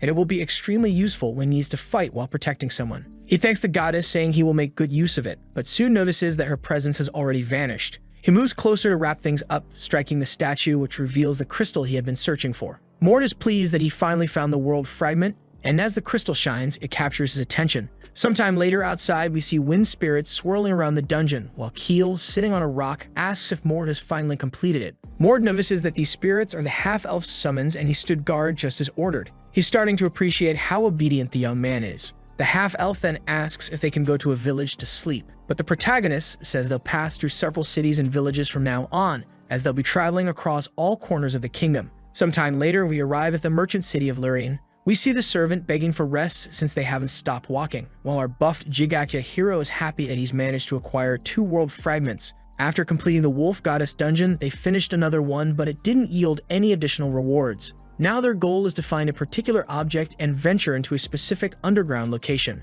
The two then find an inn to spend the night. Mord explains that they'll stay there until nightfall, but the half-elf says he needs to leave, hoping his master will stay in the room until he returns, begging him please as he has something important to take care of. Mord lies down on the bed, telling him he can go report to the city leader all he wants, as he already knew everything from the beginning. The half-elf is shocked that Morgan already figured it out, but he also explains that he needs to ask for more money, as these expensive lodgings and daily meals have left him completely broke. As he leaves, he says he'll be back, and our protagonist replies that he won't leave unless something inevitable happens. Several hours pass and night is almost upon them. However, as Keel returns to the inn, he notices everything is on fire. He almost feels like he has clairvoyance since something inevitable really did happen. It is explained that as pieces the ancient gods used to create the complete world, each world fragment contains a different element. While one might contain lava fields where fire spirits dance, another might hold arid, sun-drenched deserts. Like puzzle pieces, they can fit together, and once they do, they can grant immense power. Another incredible thing is that when these fragments are united, the user can unlock a mental realm they can access at will.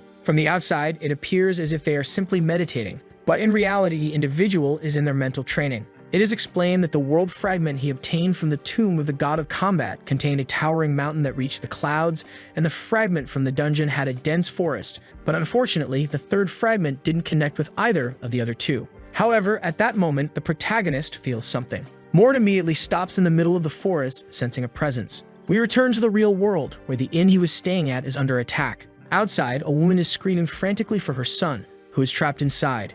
She begs the men holding her back to let her go, as she desperately wants to rescue him. At that moment, our hero emerges from the burning building, holding the child in his arms. He hands the boy to the woman, who thanks him profusely. However, Mord isn't interested in the gratitude and immediately assesses the damage caused. People are helping each other, and they've hired a healing mage to assist the injured, since women, children, and men were caught in the explosion. Seeing this disgusting scene, Mord begins to feel stressed. At that moment, he spots two people fleeing amidst the chaos. Realizing that one of them is responsible for the explosion, he picks up a stone from the ground, muttering that he doesn't know who the person is or where they're from, but he will make sure that their coffin stays closed at their funeral. We then see a man with a ponytail running from a hooded figure. Frustrated that he can't catch the man, the hooded figure fails to notice the protagonist approaching from behind. Mord launches a quick attack, which the hooded figure barely dodges at the last second. Even so, the man had to stop his pursuit and angrily demands to know who the protagonist is. But Mord dismisses him, saying it doesn't matter and he doesn't need to know who he is, especially since he's already dead. The hooded man with a face tattoo doesn't know who sent Mord but calls him weak, saying he won't be able to defeat him. However, in the very next second, our hero appears behind him, landing a solid punch to his face, sending him crashing into a wall. Coughing, the man seems incapacitated as Mord approaches, ready to end the fight. But before he can do anything, the man who is being chased shouts, saying he doesn't know who Mord is, but he shouldn't underestimate this guy. The hooded man takes advantage of Mord's distraction and swallows a pill. As the protagonist watches the transformation taking place, the other man urges him to run. However, it's too late. The transformation is complete, and the man has turned into a hulking brute like Ronnie Coleman. He orders the protagonist to pay attention as he's about to display his full power. But in that moment, all his strength and power are reduced to nothing with a single blow from Mord. Liu, the blonde man with the ponytail, in utter shock. Mord orders him to come down immediately. Every instinct in the blonde man tells him to flee. As he prepares to do so, he gets kicked in the back, slamming into a distant wall. Our hero then orders the man to kneel and answer his questions, remarking that knocking him out would be the best option. We then see that the man is already trapped in a chokehold by Keel, panicking as he struggles to breathe. Soon, his mind begins to fade, and he wakes up later in a completely different place. Terrified, he threatens to scream, but the protagonist gives him a warning. Other than answering the questions, he better not dare open his mouth. The first question is why he was being chased. Mord explains that the man probably belonged to the organization of the Second King. The man tries to speak but gets punched in the head, and the MC explains that these people are part of the Monarch's Return group who seek to revive the Archlich. It's explained that the hierarchy of mages is clear. There are beginner-level mages, intermediate-level mages of the 4th circle, advanced-level mages up to the 6th circle, senior mages, and those in the domain of the 9th circle are called high mages. The title of Archlich is given to high mages who have become undead, commonly referred to as monarchs, as they command armies of the undead. The Archlich of the Monarch's Return group had a backup plan in case he was defeated, fragmenting his soul into pieces and scattering them. Once all the pieces are gathered, he can be revived, and that's what the Monarch's Return group is seeking. But even knowing all this, Mord still doesn't understand what this man has to do with it, wondering if he's a subordinate of another secret group. The blonde man, realizing that Mord can use aura, knows he must be of Vernar's blood and thinks it would be a problem if the Archduke opposed their group. However, his silence only angers the protagonist, who prepares to punch him again, causing the man to quickly blurt out the name of his group. The blonde man explains that their goal is to prevent the 3 prophecies of ruin from coming true, one of which is the return of the monarch. He further explains that if the Archlick that these people worship is revived, the world will practically come to an end. Mord recalls that in the novel, the Lich was easily defeated by the protagonist, and he finds it amusing that someone like this is trying to stop the world-level disaster. He then returns to his first question, trying to figure out why that man was following him. The blonde man finally speaks, saying it's because he stole something important. Mord shows him a key and asks if that's what he's talking about, discovering that it's a key that opens doors to ruins. Since this group called Grumolder and this key didn't appear in the novel,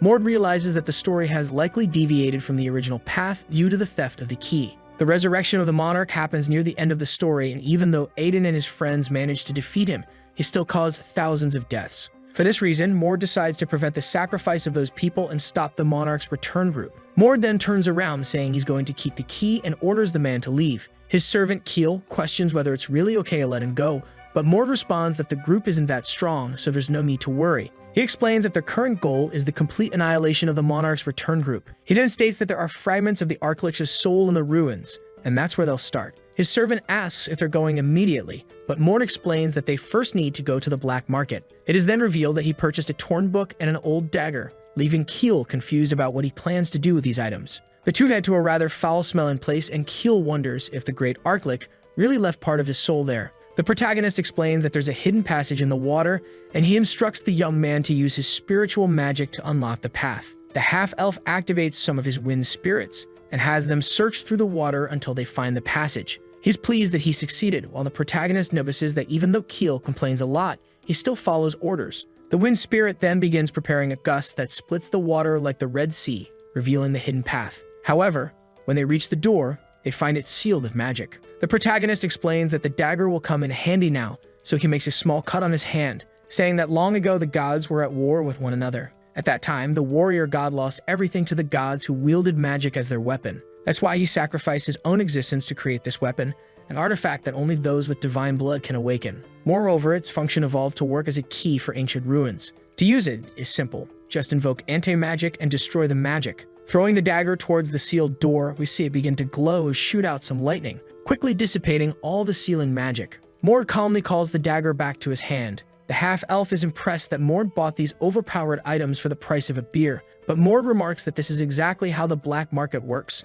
And now it's time to fulfill Keel's wish. It is revealed that before their journey began, Keel wanted to venture into dungeons and discover hidden treasures. Mord then tells him that after they finish off the monarch's return route down there, this is the exact secret dungeon he was searching for. The two descend, and Keel is amazed by how vast the place is. He asks if they shouldn't launch a surprise attack, but the protagonist explains that they likely already know of their presence and will attack them soon enough. At that moment, several ghoulish monsters appear, while a group of mages and warriors question who these intruders are and how they managed to enter. Mord immediately charges forward, plowing through the ghouls and heading straight for the group. During the attack, he senses two men approaching, so he summons his aura gauntlets to block their attacks, leaving the two men confused by the gauntlets and realizing that if those are aura gauntlets, Mord must be at master rank. Mord easily disposes of the monarch's henchmen, and as his eyes glow the golden hue, the enemy mages begin preparing to strike. But before the mages can do anything, they are practically wiped out by Keel's wind magic, who asks what the mage was even planning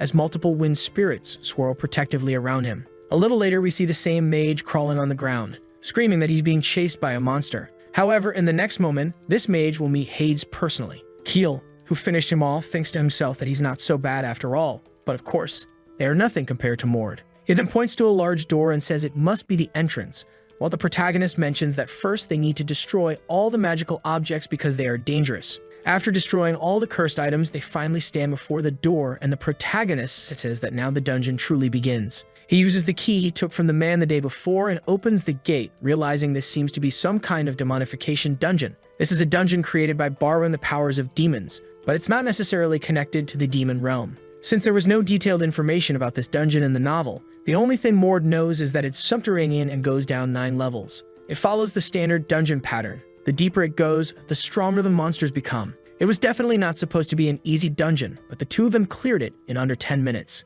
Keel looks quite happy with their loot, having acquired several good magical items, and says that with all these, he won't need to worry about meals for months. Looking ahead, he notices their true objective. We then see the Archlich monarch seated on his throne. The Lich remarks that it's been a long time since he's seen something alive. Just from the energy alone, the half-elf can sense the Lich's strength. But Mord says there's no reason to be afraid, as this is only a fragment of the original. This surprises the Archlich, who acknowledges that despite being an unwelcome guest, Mord knows of him. However, as Mord begins to transform, he says that he doesn't know much about the Lich, nor does he need to, as he's merely a relic of the past, and he'll make sure to render him even more dead. Seeing Mord's transformation, the Lich recognizes him as being of the Werner's bloodline, and remarks how strangely only the most arrogant seem to pass through here, yet all of them have been eliminated. He explains that the protagonist is nothing more than a remnant left behind by the god, and for that, he will teach him the greatness of magic. He then summons 2 diamond golems, but the protagonist quickly appears behind one of the golems, destroying it and creating a cloud of dust,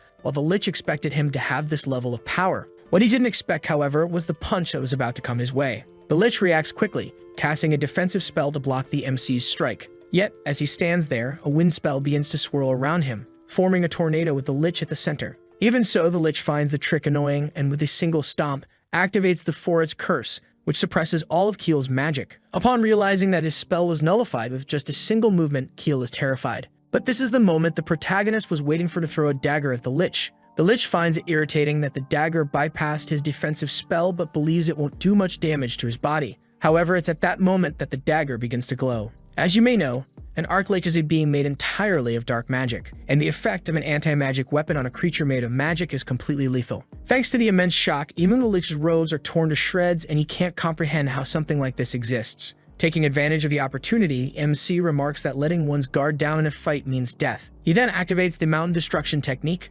shattering the Archlich into countless pieces. His skeletal skull rolls across the floor, but it's swiftly caught by the protagonist, who tells the Lich to shut up and that he'll always be a loser, both now and in his original form. And with that, Mord finally defeats the skeleton once and for all. Mord turns to his subordinate, saying that Keel did well in buying time as it made the battle a bit more convenient. As Keel praises the dagger for piercing a defensive spell, the protagonist explains that if it had been an active spell, the dagger wouldn't have been able to penetrate it. The two then proceed to search for the dungeon's core, finally encountering the 4th fragment of the world.